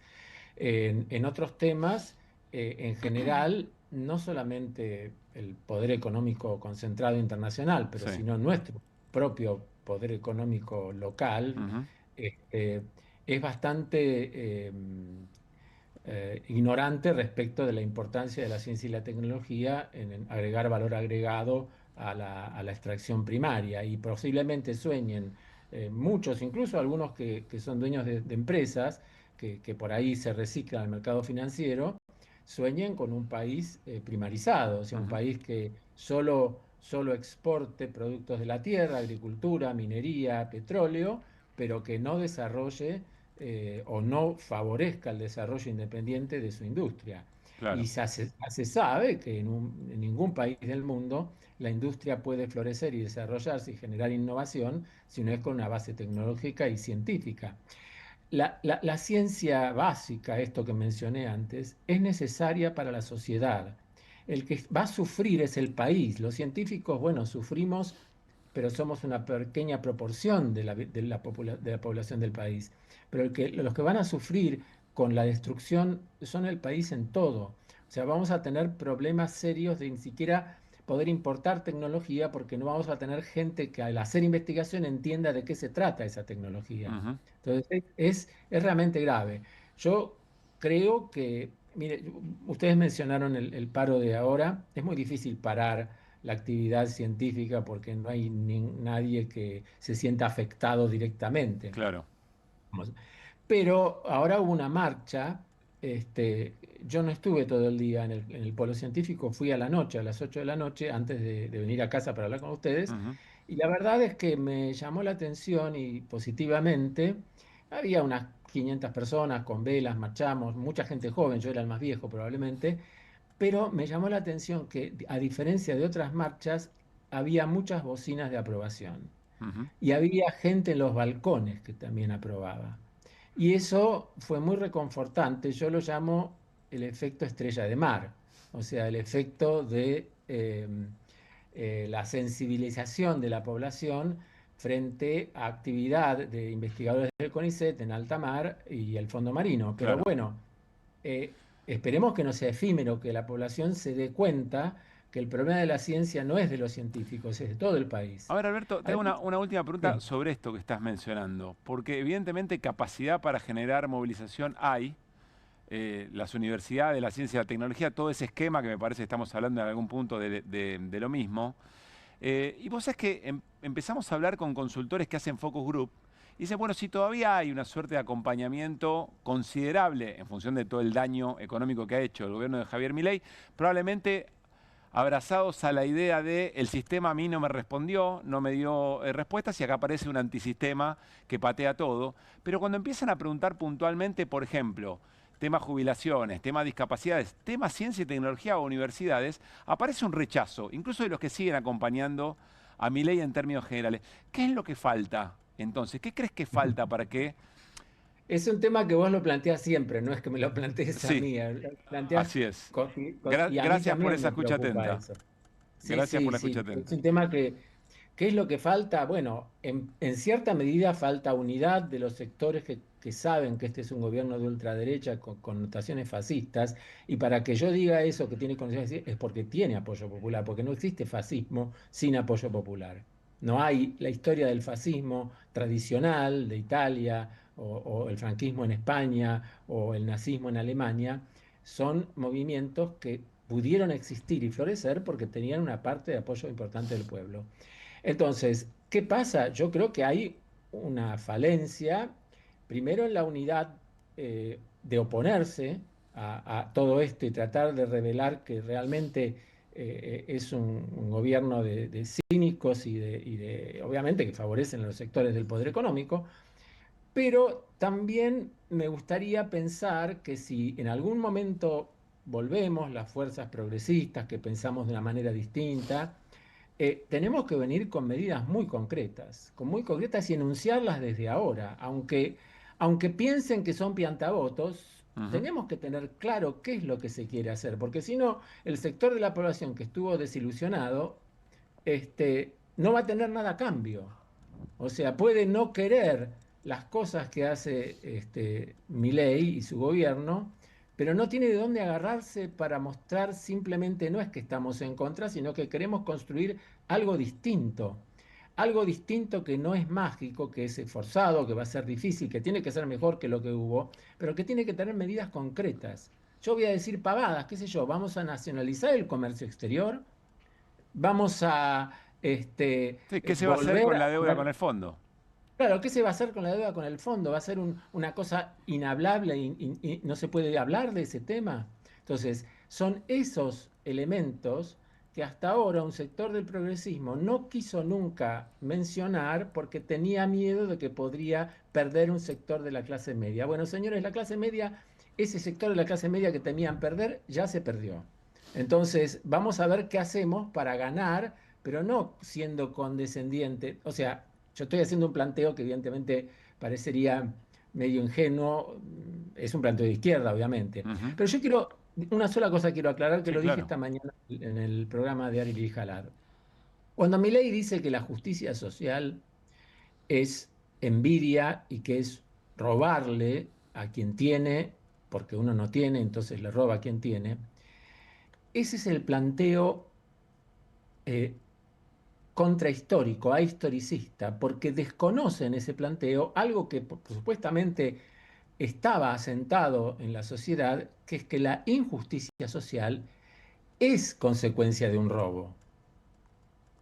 La injusticia social es el robo, la plusvalía, o sea, lo que los propietarios de los medios de producción, los patrones, le sacan al laburante pagándole menos de lo que su laburo produce, en todos los niveles, laburo intelectual, laburo material. Entonces, si ya partimos de ignorar que la asimetría en la distribución de la riqueza es producto de un robo, no podemos admitir y naturalizar que se diga que la justicia social es un robo o envidia o como decía. Que en realidad viene a reparar esa injusticia previa o ese delito previo, ¿no? Exacto, exacto. Entonces ahí hay una lucha cultural e ideológica que la tenemos que tener todos los sectores. O sea, yo hablo como científico y hablo como ciudadano también y como militante.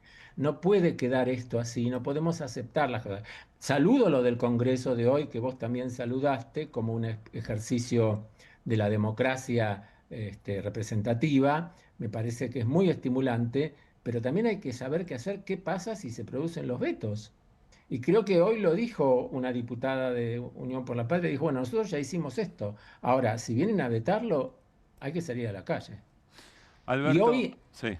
Ya sé, yo me extiendo No, mucho. dale, cerrá la idea, por favor. No, hoy en la marcha esta de las velas, de las antorchas, un policía se me acercó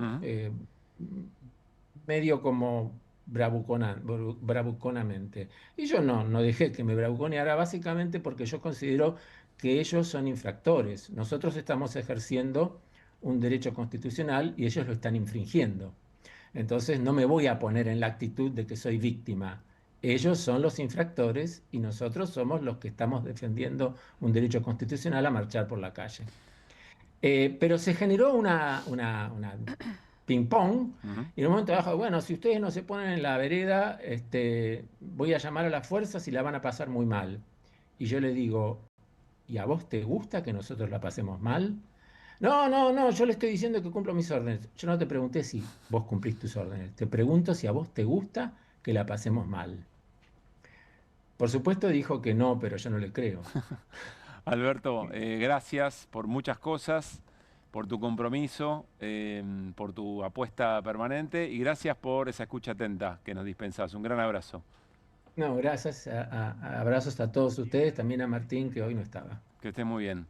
Nos vamos a ir a una pausa. Enseguida, enorme cantidad de novedades en la causa Libra. Se los había anticipado Irina Hauser la semana pasada, que iba a haber novedades judiciales esta semana. El gobierno debería estar muy preocupado por lo que va a contar Irina Hauser en un rato nada más. Y viene Melissa Molina, colega. Hay un decir, parece, en Casa Rosada, una preocupación respecto de las encuestas que le están llegando en la provincia de Buenos Aires. Y en función de eso, alguna postergación de fotos de Milei con referentes de la Libertad Avanza o del Frente. La Libertad Avanza en la provincia de Buenos Aires nos lo cuenta todo Melissa Molina, insisto, después de la pausa. María es credinauta, Eduardo también, y Luis y Mercedes y Pablo son credinautas. Ellos y miles de argentinos formamos Banco Credicop. Y somos credinautas porque desde siempre creímos que es mejor hacerlo juntos y no hacerlo solos, porque somos cooperativos y solidarios. Y porque sabemos que solo nos salvamos si lo hacemos entre todos. Ahora, hacete vos también, credinauta. Movete a Credicop. Movete a un banco distinto. Banco Credicop Cooperativo. La banca solidaria. Adrián Mercado presenta Argentina Cobre. Conectate con los protagonistas de la industria en una nueva edición de Argentina Cobre, el evento empresarial que marca la agenda del sector. 4 y 5 de agosto, provincia de San Juan. Organiza Panorama Minero. Invita Adrián Mercado.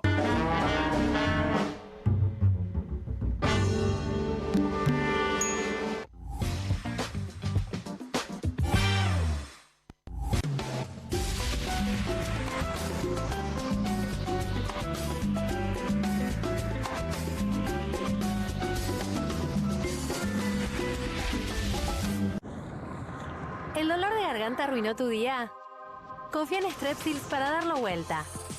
Su doble efecto actúa de manera local, aliviando el dolor y la inflamación en tan solo 2 minutos. Y con un efecto duradero de hasta por 4 horas. Decile chau al dolor de garganta con Strepsils. Hay cosas que no evolucionaron como pensábamos.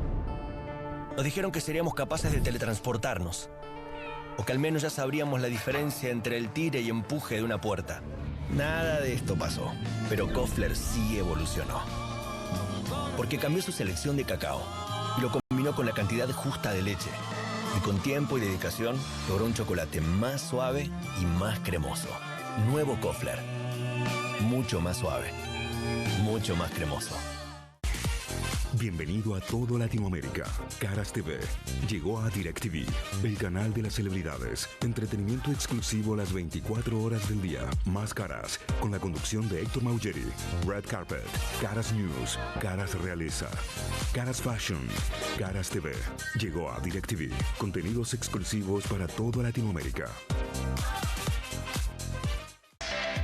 Estudia en la Facultad de Comunicación y en la mayor redacción de América. USBA, Universidad del Sur de Buenos Aires. La Universidad del Grupo Perfil. Licenciatura en Comunicación Periodística. Licenciatura en Comunicación Institucional. Títulos con reconocimiento oficial y validez nacional. Inscribite a las reuniones informativas en universidad@perfil.com. Aprende comunicación dentro de un medio de comunicación. USBA, Universidad del Sur de Buenos Aires. En casa lo cuido yo y afuera lo protege Spadol. Porque la mayor cantidad de infecciones ocurren a través de las manos y solo Spadol con su fórmula superior te provee de 12 horas de protección, asegurándote que tu familia permanezca protegida y vos sin preocupaciones. Spadol, protección que te acompaña. No te compartas los datos del celu. ¿Salís? Conectate al ahorro. Con Telecentro Wi-Fi prepago podés tener el giga más barato para usar internet fuera de tu casa. Conseguilo en Mercado Pago y disfrutá 10 gigas desde 799 pesos. Telecentro, conectando con vos. Hay una casta superior que es los periodistas que si mienten, calumnian, injurian y dicen cualquier cosa. ¿Tenés ahí los nombres de los periodistas que tengo que meter en cana? No nos tomamos esto a la joda, como esos periodistas mentirosos. Y dentro de la cancha vale todo, que la vayan a buscar, la tienen adentro. Soy una bandera de la batalla cultural, pero los imbéciles con déficit de IQ doméstico, ¡ay, no, miedo! mientras que las imbéciles de los periodistas... ¿Sabes la cantidad de periodistas que tengo para mandar a la hoguera? Las mentiras de los medios. Y periodistas ensobrados, operadores, basuras.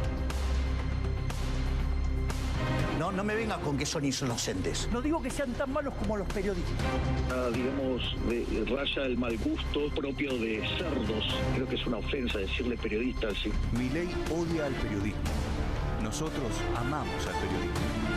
Suscríbete a perfil.com.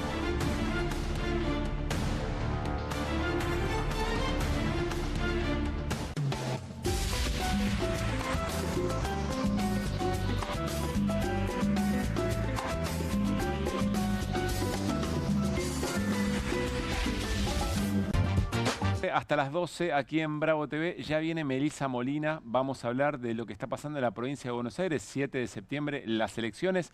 Mañana hay cierre de listas a nivel nacional. En realidad, cierre de alianzas, eso quise decir. Pero claro, está como telón de fondo lo que pueda pasar en la provincia de Buenos Aires, madre de todas las batallas, y la réplica que eso puede tener en las elecciones nacionales de octubre. Enseguida vamos a analizar una encuesta que parece estar preocupando mucho al gobierno en Casa Rosada. Y hablamos del caso Libra con Irina Hauser porque hay mucha información y muy relevante. Saben que cada día vamos a compartir las ofertas bomba de Ribeiro y su nuevo marketplace. Por ejemplo, en esta oportunidad, la sandwichera AS990 de Liliana. Preparás tus tostados, Guido, perfectos y en minutos y sin esfuerzo. Vos que te cuesta un poquito el tostado a la mañana. Hoy está con 50% off de descuento. Antes 79.999 pesos y ahora 39.999. Y si querés cuotas, escucha esto. Llévatela en 6 cuotas sin interés de 6.666 pesos. Y además, como ya sabés, el envío es gratis con reintegro. Entrá a ribeiro.com.ar y llévatela ya mismo. Hola Melissa Molina, ¿cómo te va? Buenas noches. Bien, ¿y ustedes cómo están? Gracias por estar acá otra vez. Gracias a ustedes. ¿Qué está pasando en Casa Rosada con lo que ellos creen puede ocurrir en la provincia de Buenos Aires el 7 de septiembre? Mañana va a ser un día clave, porque como bien decías vos, no solo va a faltar un mes clavado para las elecciones en la provincia de Buenos Aires, sino que también se cierran las alianzas a nivel nacional para las elecciones de octubre. O sea que está en la Libertad Avanza negociando por todos lados para terminar para culminar ese proceso lo mejor posible. Vos decías el cierre de listas para las nacionales es el 17. Tampoco falta tanto. No, claro. ¿no? Y tienen que terminar de definir un montón de cosas desde el gobierno de Javier Milei, pero están preocupados, por supuesto, por lo que pasa en la provincia de Buenos Aires, porque les llegaron últimamente unas encuestas que los dan 10 puntos abajo. Por supuesto que tienen todas las alarmas encendidas y por eso quieren que el presidente Javier Milei empiece a ponerle el cuerpo, ¿no?, a esta campaña, algo que no le gusta mucho al presidente. De hecho, en las últimas elecciones casi que ni bajó al territorio, te digo, a las provincias. No, en la ciudad de Buenos Aires sí, con Adorni sobre el final. Sí, y de hecho eso es lo que remarcan también en el oficialismo, ¿no? Dicen, cuando Javier Milei se metió en la campaña bonaerense, ¿se acuerdan que se llenó la ciudad de estos afiches que decían Adorni es Milei? Sí. Como para pegar bien y que quede claro, ¿no?, que Adorni era Javier Milei. Bueno, ahí mejoraron los números y le permitió ganar eso a la Libertad Avanza en el bastión del PRO, ¿no? O sea, Javier Milei dice mucho esto, de hecho lo repitió el lunes en una cena que hubo de la Fundación Faro, que él le va a poner el último clavo al cajón del kirchnerismo. Bueno, se lo puso al del PRO, en principio, claro, ya eso lo logró. Y bueno, van a intentar también, pero la provincia de Buenos Aires es un territorio hostil, ¿no? Sobre todo algunas secciones como la Tercera, que históricamente gana. Si hay una cuenta que lo da tan abajo en la provincia de Buenos Aires, número más, número menos, 10, ponele. Sí, pero es un montón, 10 puntos. Sí, pero por eso, ¿de dónde sale eso? Evidentemente de la tercera sección electoral, un triunfo del peronismo más holgado del que creían, incluso el peronismo quizá. Lo que les da es, hay que esperar igual, siempre te dicen, no hay que esperar el sprint final también de la campaña, hay que ver qué tanto Milei se involucra, o sea, esos son los números de hoy que despiertan alarma, pero hay que ver.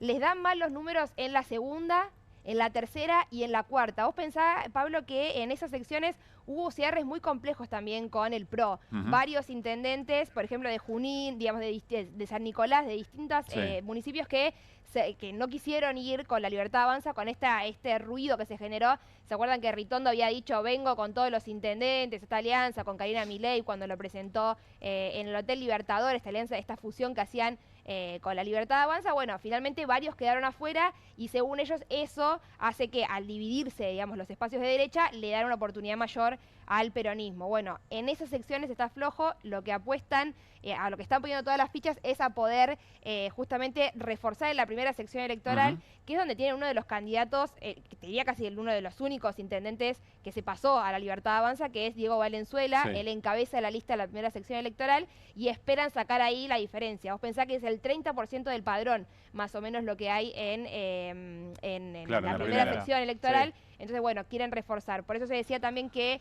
una de las posibilidades era que Javier Milei aparezca en 3 de febrero, digamos, que empiece a pisar el territorio en esas secciones donde hay más posibilidad, ¿no? O sea, para sacar una ventaja aún mayor o que no sea tan disputada la primera, en este caso. Claro, exactamente. Bueno, pero es complejo porque Javier Milei te decía, digamos, no se quiere exponer a sacarse fotos con, o a decir, como dijo con lo de Adorni, hacer lo mismo con candidatos que son bastante ignotos, ¿no? O sea, probablemente que ni él conozca. Posiblemente que ni él conozca. Son 8 secciones y bueno, tenés por ejemplo en la octava al hermano de Manuel Adorni, que lo subieron, estaba él. La Plata. Él estaba tercero en la octava sección como candidato y lo subieron a primero. Después tenés en la quinta a Montenegro. Bueno, como que esos son los nombres. Ahí ganarían. Claro, esos son los nombres un poco más conocidos, ¿no? Y el de Valenzuela. Después el resto de las secciones son personajes. Y también me imagino, muy poco, Melissa, me imagino yo con alguna presión respecto de cómo se jugó con candidatos y candidatas muy castas, se viene diciendo, ¿no? Muy de la vieja política en cada territorio. Alguien va a estar observando eso y decir, che, yo avisé que no era por ahí. Pienso Santiago Caputo, no sé, por ejemplo. Es decir, esa presión debe estar también muy presente. Sí, de hecho, bueno, una de las estrategias de Karina Milei durante estos días fue la de intentar tapar esa interna, ¿no? O sea, después del cierre de listas en la provincia de Buenos Aires, quedó todo muy turbio entre las Fuerzas del Cielo, que es ese espacio que representa Santiago Caputo, versus el espacio de Karina, donde están los Menem, ¿no? Que son quienes vienen cerrando en el territorio las distintas alianzas. Que esa interna no está resuelta, está tapada. No está resuelta, está tratando de ocultarla. De hecho, hubo una reunión hace un par de días entre Karina Milei y Santiago Caputo en la que hablaron, ¿no? Justamente esto de que Santiago vuelva a tener un protagonismo en la campaña. Le dijeron que sea el estratega de la campaña. Perdón, Melissa, a mí me huele... O no estará ya teniendo algún protagonismo Santiago Caputo, y esto de mostrar encuestas que lo dan perdedor no puede ser una estrategia del mago del Kremlin. Sí, o sea, obviamente que están queriendo que vuelva a tener un lugar. También me decían, no, bueno, ¿va a colaborar con la estrategia? No va a colaborar, va a ser la estrategia de campaña, ¿no? Como que quieren darle un lugar que efectivamente no lo tuvieron las Fuerzas del Cielo porque los corrieron. Pero lo que dice Guido, sí, está bueno. A ver, uno recuerda Ciudad de Buenos Aires, ¿qué se le criticó a Unión por la Patria? Se le criticó cierto exitismo, es decir, que parecía que Leandro Santoro ganaba, que se llevaba puesta la elección, o más o menos. Y como que eso incentivó a el que voto. vaya a votar la gente. Claro. No sé, ellos, mira, lo puede ser parte de una estrategia, eso me preguntás. Claro, que sirve jugar de perdedor, ¿no? Que tenés todo para ganar de acá a la elección. Sí. También le sirve a él, me parece, ¿no? Para acomodarse un poco en este lugar donde está tan ahora desdibujado. Que puede decir que el caso de que vaya bien, como que bueno, lo remontaron. No, sí, o incluso bajo la cuestión de estamos perdiendo... que le den algún... Hay un tema también ahí con el tema del ausentismo. Viene pasando en todas las elecciones que hubo hasta ahora. Muy bajo nivel de participación, mucha apatía por parte de la sociedad. Y eso lo vemos, no sé, hablaban en los últimos días con esto del streaming del CONICET, ¿no? Sí. Que de pronto estaba hablando Milei en vivo, estaba hablando Máximo en vivo y estalló el streaming del CONICET, que nada que ver, como que hay una cierta apatía, ¿no? social con respecto a la política, a la rosca, ¿no? Uno mira el peronismo y se están peleando entre ellos, mira la libertad, se están peleando entre ellos. Bueno, hay algo de ese clima que sin dudas no está incentivando a la gente a ir a votar.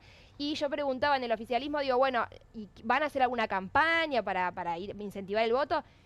Mejor no, dicen, ¿no? En la Casa Rosada, como preferimos. Claro, todos nos estamos preguntando a quién votaría aquel que no va a votar. Claro, a quién le conviene que la gente no vaya a votar. Bueno, en Casa Rosada dicen que en realidad no van a hacer nada, como que si hacen una campaña para incentivar a votar, tienen que ir a buscar al convencido. Y bueno, como que no estarían en condiciones de hacer eso. No van a hacer una campaña para incentivar el voto. A ver, Melissa, nos trasladamos un poquito al esquema Pro Libertad Avanza. Vamos a compartir lo que publicó hace un rato nada más María Eugenia Vidal. Sí. Estamos hablando, ex gobernadora de la provincia de Buenos Aires, pero una referente del PRO, muy cercana a Mauricio Macri. No sé si en algún momento quizá tuvieron alguna distancia, pero muy referenciada en Mauricio Macri. Y el día después a que Macri valida un acuerdo con La Libertad Avanza, en la que más que acuerdo es una suerte de bandera blanca, donde le dejan, corregime Melissa si me equivoco, Sí. 2 lugares. El quinto y el sexto, dos de los entrables. Dos de los entrables, pero incluso con capacidad de veto de Karina Milei. Después, la boleta por la que va el PRO es violeta y se llama La Libertad Avanza. Piénsenlo en términos de la Ciudad de Buenos Aires, que es la cuna del PRO. Y María Eugenia Vidal, hace un rato, insisto, publica esto. Hola, ¿cómo están? Bueno, en estos días de intenso debate sobre el PRO y las alianzas electorales, quiero tomarme una pausa para decirles lo que siento, lo que pienso y lo que voy a hacer. No creo que el acuerdo electoral del PRO y La Libertad Avanza sea lo mejor, ni para el PRO ni para la Argentina. Creo que la Argentina en este momento necesita una oposición constructiva, que defienda las decisiones que son buenas para el país, desde el Congreso y desde todos los lugares posibles que tome el presidente, pero sin especular, como lo hice desde diciembre de 2023. Pero también que ponga límites, que diga que no y que represente un Estado que funciona donde tiene que funcionar, donde no se exija obediencia absoluta, donde no se insulte al que piense distinto, donde se apueste a la planificación, a los equipos, a la gestión, a la defensa de las instituciones. Eso que para algunos puede ser pasado de moda, para mí es mi identidad. Bueno, este es el planteo de María Eugenia Vidal. Quiero confesarles que ni bien lo vimos, nos preguntamos, che, estamos seguros que no es un fake, porque ¿se acuerdan lo que pasó en la elección porteña? Claro. Que aparecía Macri, era una cosa muy, muy trucha, diciendo que le bajaba los penatos. Bueno, no, esta es María Eugenia Vidal. Bueno, que toma una decisión en principio a contramano de lo que Macri plantea, ¿no? Sí, bueno, de hecho, te digo, en las negociaciones con el PRO que hicieron para cerrar en Ciudad a nivel nacional, digamos, Sí. es de lo que estaba hablando ella, hubo mucho ruido porque Karina Milei no quería negociar con Jorge Macri. O sea, en Casa Rosada te decían, no hay tabula rasa, vieron que Javier Milei habla de esto de tabula rasa, Sí. vegan, bueno, dice, no hay tabula rasa ni para Jorge Macri, ni para los Penato, ni para María Eugenia Vidal. O sea, estaban tachados los tres. Y en este acuerdo que, como bien decís vos, es directamente, se lo deglutió, ¿no? La Libertad Avanza al PRO, no lo puso en el nombre, no tiene el color, o sea, nada del PRO. La gente va a ir a votar a la Ciudad de Buenos Aires y no va a estar el amarillo. Ahora, ¿qué ¿no? efecto va a tener esto en el votante del PRO? Signifique lo que significa en la Ciudad de Buenos Aires. Porque acá María Eugenia Vidal dice, para el PRO es otra cosa. A contramano de lo que firmó Macri. Sí, de hecho Vidal... Me pregunto si no le impacta esto al votante, por lo menos en la Ciudad de Buenos Aires. Para mí sí, pero bueno, digamos, no le dejaron mucha opción tampoco, ¿no? Se va a polarizar mucho la elección. Y digamos, Sí. María Eugenia Vidal estaba hablando de, quería negociar, hacer otro tipo de acuerdo con que vuelva a la reta, buscar, ¿no? Como opciones más, si se quiere, de centro. Pero ahí me parece que el desafío era que tenía que ir Macri, como se había dicho en un principio, Macri como candidato a senador. O sea, como que tenían Claro. que hacer algo fuerte, Claro, ¿no? la respuesta era Macri candidato. Claro. Y bueno, y perdés, digamos. Bueno, ¿no? pero Macri parece que no quiere saber nada con eso y directamente, yo te diría como que le entregó, ¿no? El PRO Libertad Avanza, quedaron quinto y sexto puesto de la lista, que son, digamos, 2 de los entrables. En un principio decían, bueno, pueden ser 3, terminaron siendo 2, y tampoco le dan candidato a senador. Una de las cosas que decían en el gobierno era, ¿por qué le vamos a dar un candidato a senador si solo sacan 7 puntos y no van a llegar nunca a tener un candidato a senador? ¿Por qué se lo vamos a dar? Bueno, efectivamente, ellos intentaron hasta último momento, ¿no? Presionar, decir que Sí. bueno, que querían... No había forma. Y de hecho los 2 senadores que salen tampoco son del PRO, No. del PRO Macri. Uno es Tagliaferri, que es la Claro. reta, y es el Martín Lustó, el Sí. que entró por el PRO. Sí, así que bueno, es muy complejo, el acuerdo quedó así, digamos, se ató con pinzas y se terminó cerrando, pero sí, hay mucha gente dentro del PRO que no está contento, de hecho, también contaban chistes que le hacían los radicales a los del PRO, como vieron, qué feo que es cuando estábamos en Juntos por el Cambio y éramos nosotros el furgón de cola, bueno, ahora terminaron siendo ustedes el furgón de cola de la Libertad Avanza. Yo sé que tenemos mucho por hacer todavía, pero ¿tenés lo de Alfonsín? Ya que Melissa Molina menciona el radicalismo, ¿no? Lo estoy matando. Porque estábamos recordando, bueno, Sí, lo completamos, lo pasamos mañana, pero estamos recordando el momento en que Alfonsín decía el límite era Macri. Claro. Y si nos vamos a subir a esta derechización, bueno, o nos convertimos en otra cosa, o aguántense perder elecciones. Claro. Y me parece que era mejor negocio eventualmente, incluso para el radicalismo viéndolo ahora, ¿no? Claro, bueno, quedaron todos con peluca. Milisa, gracias. Gracias a ustedes. Se acaba de votar en el Congreso una modificación, en realidad es el emplazamiento a la Comisión Libra para tratar de destrabar su funcionamiento. Irina, 135 votos a favor, 70 negativos. Esto va a ser el próximo martes a las 5 de la tarde. Va a haber un trabajo para destrabar efectivamente el funcionamiento de esta comisión. Y es importante en esta jornada, ¿por qué, Irina? ¿Qué noticias tenemos respecto de lo Libra? Y nos metemos ya en la criptoestafa. Tenemos varias noticias judiciales. Lo del Congreso, igual lo de diputados, es muy importante para que eventualmente esa comisión pueda empezar a tomar medidas concretas, ¿no? Que tengan algún efecto, pero para eso van a tener que también ver si logran designar autoridades. Una novedad de la causa que tramita acá en la Argentina, porque venimos hablando también de la que tramita en Estados Unidos, es que hay un personaje que el título, tanda y estamos, pero dame el título de la novedad de hoy. Te estoy matando, Irina, ya lo sé. Sí, me estás matando. Título. Bueno, te voy a tirar el título principal. ¿Dónde está Julián P? ¿Y quién es? Por otra parte. ¿Quién es Julián P? Un supuesto participante del lanzamiento de la criptomoneda Libra que estuvo con Javier Milei. Te lo responde Irina Hauser enseguida, después de una tanda muy cortita. Dale.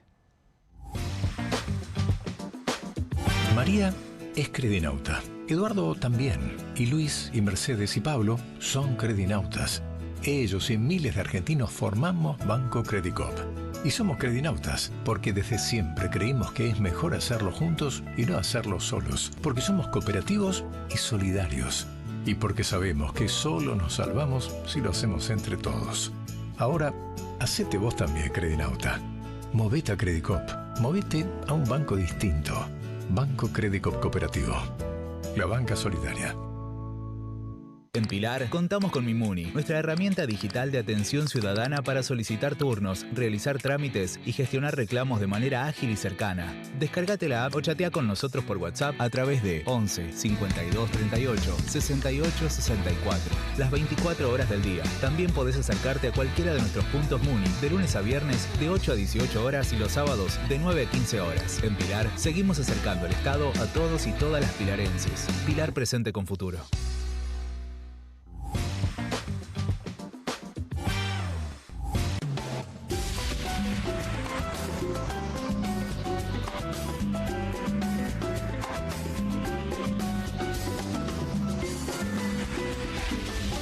Con movimientos circulares. Tu rutina de skincare te debe traer muchos seguidores, pero este baño te los quita. Pero si yo ya limpié mi inodoro con Harpic. Sí, pero te falta el resto de las superficies. Necesitas el Harpic Baños. El rojo, que saca manchas difíciles, desinfecta y deja impecable tu baño. Para cualquier desafío que te dé el baño, nada mejor que Harpic. En casa lo cuido yo. Y afuera lo protege Spadol. Porque la mayor cantidad de infecciones ocurren a través de las manos. Y solo Spadol con su fórmula superior te provee de 12 horas de protección, asegurándote que tu familia permanezca protegida y vos sin preocupaciones. Spadol, protección que te acompaña. Bienvenido a todo Latinoamérica. Caras TV llegó a DirecTV, el canal de las celebridades. Entretenimiento exclusivo las 24 horas del día. Más Caras, con la conducción de Héctor Maugeri. Red Carpet, Caras News, Caras Realeza, Caras Fashion, Caras TV. Llegó a DirecTV. Contenidos exclusivos para toda Latinoamérica. Estudia en la Facultad de Comunicación y en la mayor redacción de América. USBA, Universidad del Sur de Buenos Aires. La Universidad del Grupo Perfil. Licenciatura en Comunicación Periodística. Licenciatura en Comunicación Institucional. Títulos con reconocimiento oficial y validez nacional. Inscribite a las reuniones informativas en universidad@perfil.com. Aprende comunicación dentro de un medio de comunicación. USBA, Universidad del Sur de Buenos Aires. No te compartas los datos del celu. ¿Salís? Conectate al ahorro. Con Telecentro Wi-Fi prepago podés tener el giga más barato para usar internet fuera de tu casa. Conseguilo en Mercado Pago y disfrutá 10 gigas desde 799 pesos. Telecentro, conectando con vos. Koffler evolucionó porque cambió su selección de cacao y lo combinó con la cantidad justa de leche. Y con tiempo y dedicación logró un chocolate más suave y más cremoso. Nuevo Koffler. Mucho más suave, mucho más cremoso. Hay una casta superior que es los periodistas que si mienten, calumnian, injurian y dicen cualquier cosa. ¿Tenés ahí los nombres de los periodistas que tengo que meter en cana? No nos tomamos esto a la joda, como esos periodistas mentirosos. Y dentro de la cancha vale todo, que la vayan a buscar, la tienen adentro. Soy un abanderado de la batalla cultural, pero los imbéciles con déficit de IQ doméstico, ¡ay, no, miedo! Mientras que los imbéciles de los periodistas... ¿Sabes la cantidad de periodistas que tengo para mandar a la hoguera? Las mentiras de los medios. Y periodistas ensobrados, operadores, basuras. No me vengas con que son inocentes. No digo que sean tan malos como los periodistas. Digamos, raya el mal gusto propio de cerdos. Creo que es una ofensa decirle periodistas. Sí. Milei odia al periodismo. Nosotros amamos al periodismo. Suscríbete a perfil.com.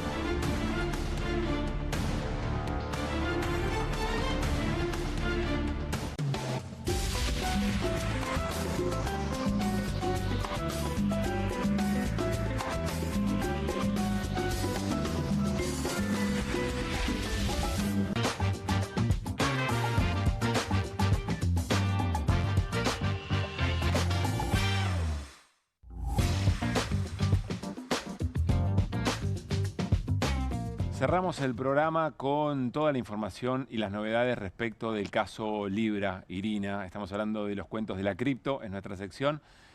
¿Quién es Julián P? ¿Existe Julián P? Claro. Esa es la pregunta del millón. El 19 de octubre del año pasado, un empresario que supuestamente venía de Singapur se reunió con Javier Milei. Se reunió en el contexto de lo que muchas veces contamos que se llamaba Tech Forum, ¿no? Este foro que organizaban los Crypto Bros amigos de Milei para tejer negocios que incluso interesaban a la Casa Rosada.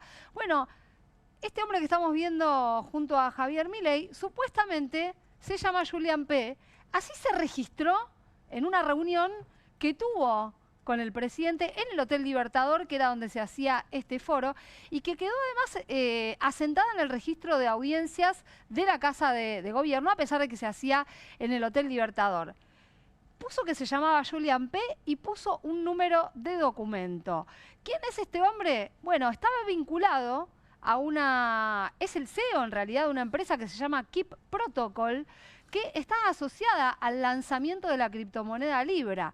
¿Para qué? Para una parte del proyecto que era la parte de comunicar de qué se trataban las inversiones que venían con Libra. ¿Se acuerdan la promesa del tuit de Javier Milei? Y para después ejecutar que parte de los fondos que entraran con Libra, todo promesas, nada de esto real, que parte de eso fuera a pymes. Esa era la gran promesa. Sí, claro. Bueno, no sabemos dónde está Julián P. Está imputado en la causa que tramita acá en la Argentina. El fiscal Eduardo Tayano pidió, justamente impulsado por las querellas, información para saber quién es este hombre, dónde está. Interpol le contestó, Interpol de Singapur. Basándonos en la información provista, no surgen registros de Julián P. en Singapur. O sea, para Interpol, este hombre no existe, es un fantasma. No Esa es la respuesta nadie, al fiscal de Interpol. Eduardo Tayano, con ese nombre. Antes de esto, y ya lo habíamos contado acá en QR, Migraciones había dicho que ninguna persona con este nombre había entrado a la Argentina. Y este hombre, como vimos, se sacó una foto con Javier Milei en una reunión el 19 de octubre del año pasado. ¿Se llama Julián P? ¿Cómo se llama? Bueno, evidentemente este es un nombre que sería falso, no sería la identidad de este empresario. Además del caso Libra ya hay un problemón que tiene que ver, es decir, en la mejor interpretación, en la más amable interpretación, los controles sobre una persona que se junta con el presidente, que tiene ese nivel de cercanía con el presidente. Exactamente, porque además quedó registrado de esa manera. Pensando bien. Pensando bien. Pensando bien. Pero te digo más, después la Casa Rosada, cuando empezaron a explicar Libra, hablaban de Julián P., porque Julián P. esto, Julián P. lo otro, ¿no? Otro día te voy a contar en profundidad qué respondía Julián P., porque él primero salió a lavarle la cara a Milei y después se despegó. Julián P. o Keep Protocol o quien quiera que sea.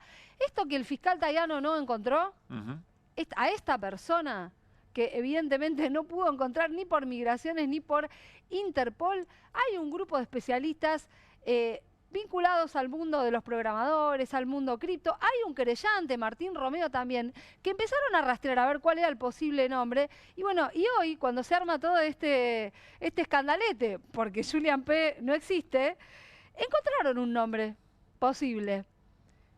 Qiao Bao sería un posible nombre del tal El Julian nombre P. real de esta persona. Que aparece vinculado y publicado en un LinkedIn como el nombre que utilizaría en sus actividades académicas y con el que se habría inscrito en un college al que asistió. Con lo cual aparece la pregunta de quién trabaja investigando para el fiscal Tayano. Bueno, primero esa cuestión, ¿no? Lo encontraron unos tuiteros. Sí. Algo así. Lo encontró la justicia. Sí, y uno de los querellantes. Bueno, claro, los querellantes haciendo el trabajo que tienen que hacer los investigadores del juez, del fiscal. Bueno, pero además acá hay una pregunta que es, ¿cuál es el papel que tuvo este hombre? Supongamos que Qiao Bao, o como se pronuncie, es el nombre. Ahora Migraciones va a tener que decir, ¿entró este fulano a la Argentina? ¿Cuándo estuvo acá? Y mirá si estuvo cuando se lanzó Libra. No sé, digo, son muchas cosas que hay que ver y hay que saber exactamente quién es esta persona que se fotografió y aparece vinculado al proyecto Viva la Libertad. A punto tal, Viva la Libertad era lo que ponía Milei en su propio tuit, diciendo, entren acá, que los que quieren conseguirse un fondeo para sus inversiones la van a tener. Claro. Bueno, Viva la Libertad es una página web que sigue existiendo y que al pie tiene el nombre de la empresa de Keep Protocol, que figura como Keep Network en ese caso. Bueno, y este sujeto fantasma que no sabemos en realidad Ahora, cómo se llama. Insisto, Irina, o son todos una manga de runflas baratos que ni siquiera, chequean con quién se juntan y con quién quiere hacer un negocio, o el nivel de encubrimiento y el nivel de andar tapando identidades y demás es más grave de lo que pensábamos. Creo, mi hipótesis es que hay un poco de cada cosa. Maximiliano Friedman, uno de los programadores que declaró en la causa y que, bueno, nosotros lo entrevistamos, él, además, cuando declaró, él contó que había advertido ya en sus redes sociales, lo vimos, diciendo que el Tech Forum lo estaban organizando unos ilustres desconocidos sin ninguna reputación en este mundo de las blockchains y de las nuevas tecnologías de la inteligencia artificial y cripto, que lo llamó Demian Reidel, el asesor del gobierno. Le preguntó, él le explicó, le dijo, no son nadie, y sin embargo, Milei hizo el cierre de ese evento donde se tejieron todos estos negocios. Claro, Maximiliano le advirtió, ni más ni menos que a Reidel. Le advirtió, che, mirá que esta gente es muy poco seria. Sí, le dijo, esta gente no tiene ninguna clase de reputación acá. Nos mandaste a la producción un posteo de Maximiliano Friedman que nos parece bastante elocuente respecto a la situación y lo compartimos, a ver. Sí, porque trata de traducir el posible nombre. Bueno, Friedman es uno de los que estuvo rastreando. Sí. Porque sabés que en los días que estalla el escándalo aparece este nombre. ¿Dónde está Julian P? Se preguntaba hace un rato. Apellido, Bai, Pinyin Mandarín, P, romanización, Hawking, no entiendo nada de lo que está diciendo. Bueno, está diciendo que Julian P es un nombre que evidentemente se puso él y que lo deriva de alguna manera de lo que sería su nombre original, que proviene del mandarín. O sea, que es en realidad un alias, y Julian, que es un alias occidental que se inventó el tipo. Exactamente. Y ahí es la pregunta, porque ya a esa altura ya se sabía que no existía este tipo, ¿no? O que por lo menos no era el nombre, no tenía el nombre que había entrado un nombre falso. Y todo lo que hizo, lo hizo con un nombre falso, evidentemente con un documento falso también. Bueno, en el registro de audiencias hay un número de documento que no existe y que ni siquiera corresponde la cantidad de números con los de Singapur. Así que, por eso digo, eso bueno, nadie mucho lo chequea, rigor. O sea, todo es grave. No, nadie chequeó. La versión más amable respecto del gobierno es gravísima. Mira, acá evidentemente también Milei confió en sus criptoamigos, Novelli. Que son Mauricio Novelli y Manuel Terrones Godoy, socios en esta empresa que se llama Tech Forum, que organizó este evento. Novelli es el dueño de las cajas de seguridad que nosotros mostramos acá, de donde evidentemente se introdujo algo y se sacó algo en momentos coincidentes con situaciones claves del armado del lanzamiento de la criptomoneda Libra. Evidentemente confió en ellos. Ellos hicieron una presentación judicial hace algún tiempo donde hablan de Julian P. como si lo conocieran de toda la vida y te lo venden a Julian P. de una manera alucinante. En esa presentación ante esa presentación judicial ante el juzgado María Servini, que en estos días, si querés, la recuperamos. Es extraordinario, porque además dicen es una persona sumamente prestigiosa, reconocida. Bueno, de un chabón por empezar, que no sé ni cómo se llamaba. Claro, no se llama a ver, fulano. Bueno, este es uno de los capítulos del día de hoy. Sí.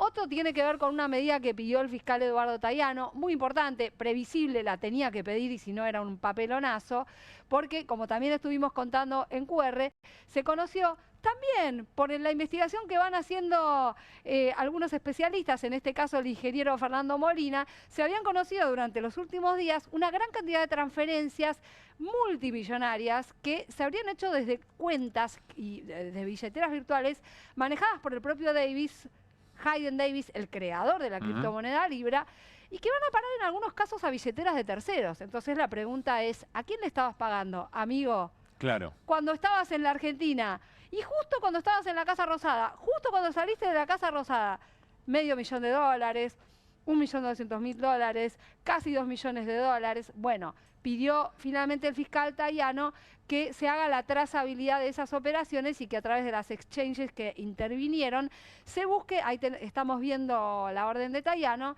que se busque identificar a quienes operaron. O sea, en la ruta del dinero, que se siga el dinero. Sería la ruta del dinero. Que se siga la cripto. plata de Davis. Exacto. Habiendo identificado cuál era la billetera de Davis hace poco tiempo en otra situación.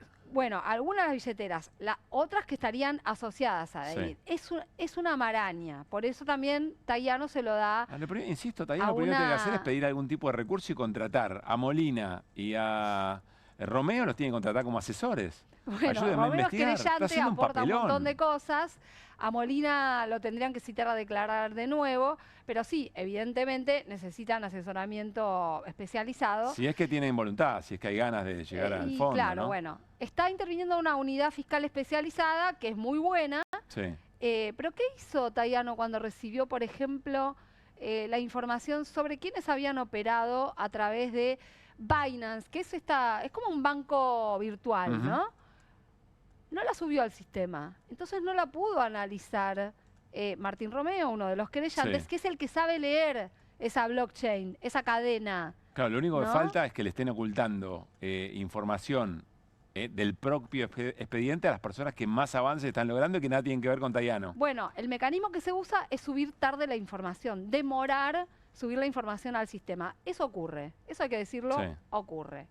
Bueno, y por último, algo que también vimos en el día de hoy, el colega Hugo Alconada-Amón reveló fotos y videos de un viaje al que hay que prestarle mucha atención. Hemos hablado también de este viaje, un viaje que hizo Hayden Davis con un contingente variopinto, con algunos empresarios de acá y de otros países.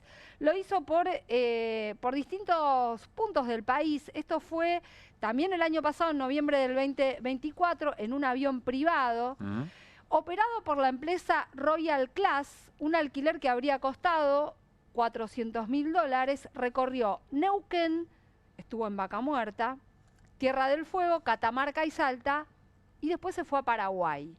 Tuvieron reuniones en estas provincias con funcionarios y con empresarios. Alguno de la gente que iba con él estaba interesada en el negocio de la minería, en el petróleo. Hayden Davis estaba acá, según también me contó gente que ha hablado con él, muy interesado en instalar acá un banco cripto. Ese era como el principal objetivo de él. Es más, estuvo buscando dónde poner sus oficinas. La trama es muy compleja, Irina, pero empiezan a aparecer puntos que son de sencilla vinculación. Da la sensación que es muy difícil obviar todo lo que hay sobre la mesa, ¿no? Más allá de la voluntad que tenga la justicia y lo que pueda hacer el gobierno. Mira, alrededor de este viaje yo creo que hay una pregunta fundamental, que es ¿quién pagó? ¿Quién bancó quién el viaje? puso la tarjeta, porque aparentemente la tarjeta la puso una persona que trabaja con él, que es un traductor, con Davis, ¿no? Sí. Pero ¿quién financió este viaje a lo largo y al ancho de todo el país, que termina en Paraguay? ¿Y quiénes van a Paraguay en el mismo momento que Hayden Davis? Novelli, Terrones Godoy y Sergio Morales, que era el asesor de la CNB, que también está imputado en esta causa. Y cuando vuelven de este viaje, ¿a dónde van todos juntos? A la Casa Rosada. Sí, señor. Entonces, no lo sabía, bueno, Lo sospeché desde un principio. Volvieron el 20 de noviembre, se habían ido el 14 desde el aeropuerto de San Fernando, volvieron el 20 de noviembre, el 21 tuvieron una reunión en la Casa Rosada, donde participa uno de los empresarios que viajó, que se llama Heard, el apellido es Heard, y a quien Davis le decía tío, por lo que cuenta Hugo Alconada, lo trataba con esa familiaridad, Glenn Brooks Heard. Bueno, y además terminan el día festejando en el Hotel Four Seasons, donde estaban alojados, aparentemente porque habían firmado algo que era un acuerdo posiblemente con el presidente Javier Milei. Irina, vamos a hacer en estos días, creo que hay que reunir todo lo que ya hay, insisto, muy arriba de la mesa del caso Libra y tratar de empezar a unir los puntos, ¿no? Hagamos una película. Hay que hacer un documental, te lo iba a decir fuera del aire. Sí. Emprendete en eso porque me parece la manera más clara de contar todo esto. Gracias, Siri. Gracias, Guido. También nos vamos a ir con un escroleo que entiendo es solo una foto de la jornada. A ver, ¿de qué se trata? Esteban Paulón es el diputado nacional que dice Karina Conducción. Y ese es, por supuesto, Mauricio Macri alrededor de una torta y crema, ¿no? Una alegoría importante del diputado nacional. Bueno, nos estamos despidiendo. Mañana a las 10 de la noche retomamos en vivo para hacer QR de viernes y resumir esta semana que se las trajo sin duda. Ah, mañana es jueves. Jueves, sí. Mañana es jueves, tenés razón. Ya estamos como pidiendo... De jueves. Mañana se cumplen 100 programas de QR, así que algo en esta casa, por supuesto, aquí en Bravo TV, así que algo tendremos entre manos. Pero las ganas de que sea viernes. Nos reencontramos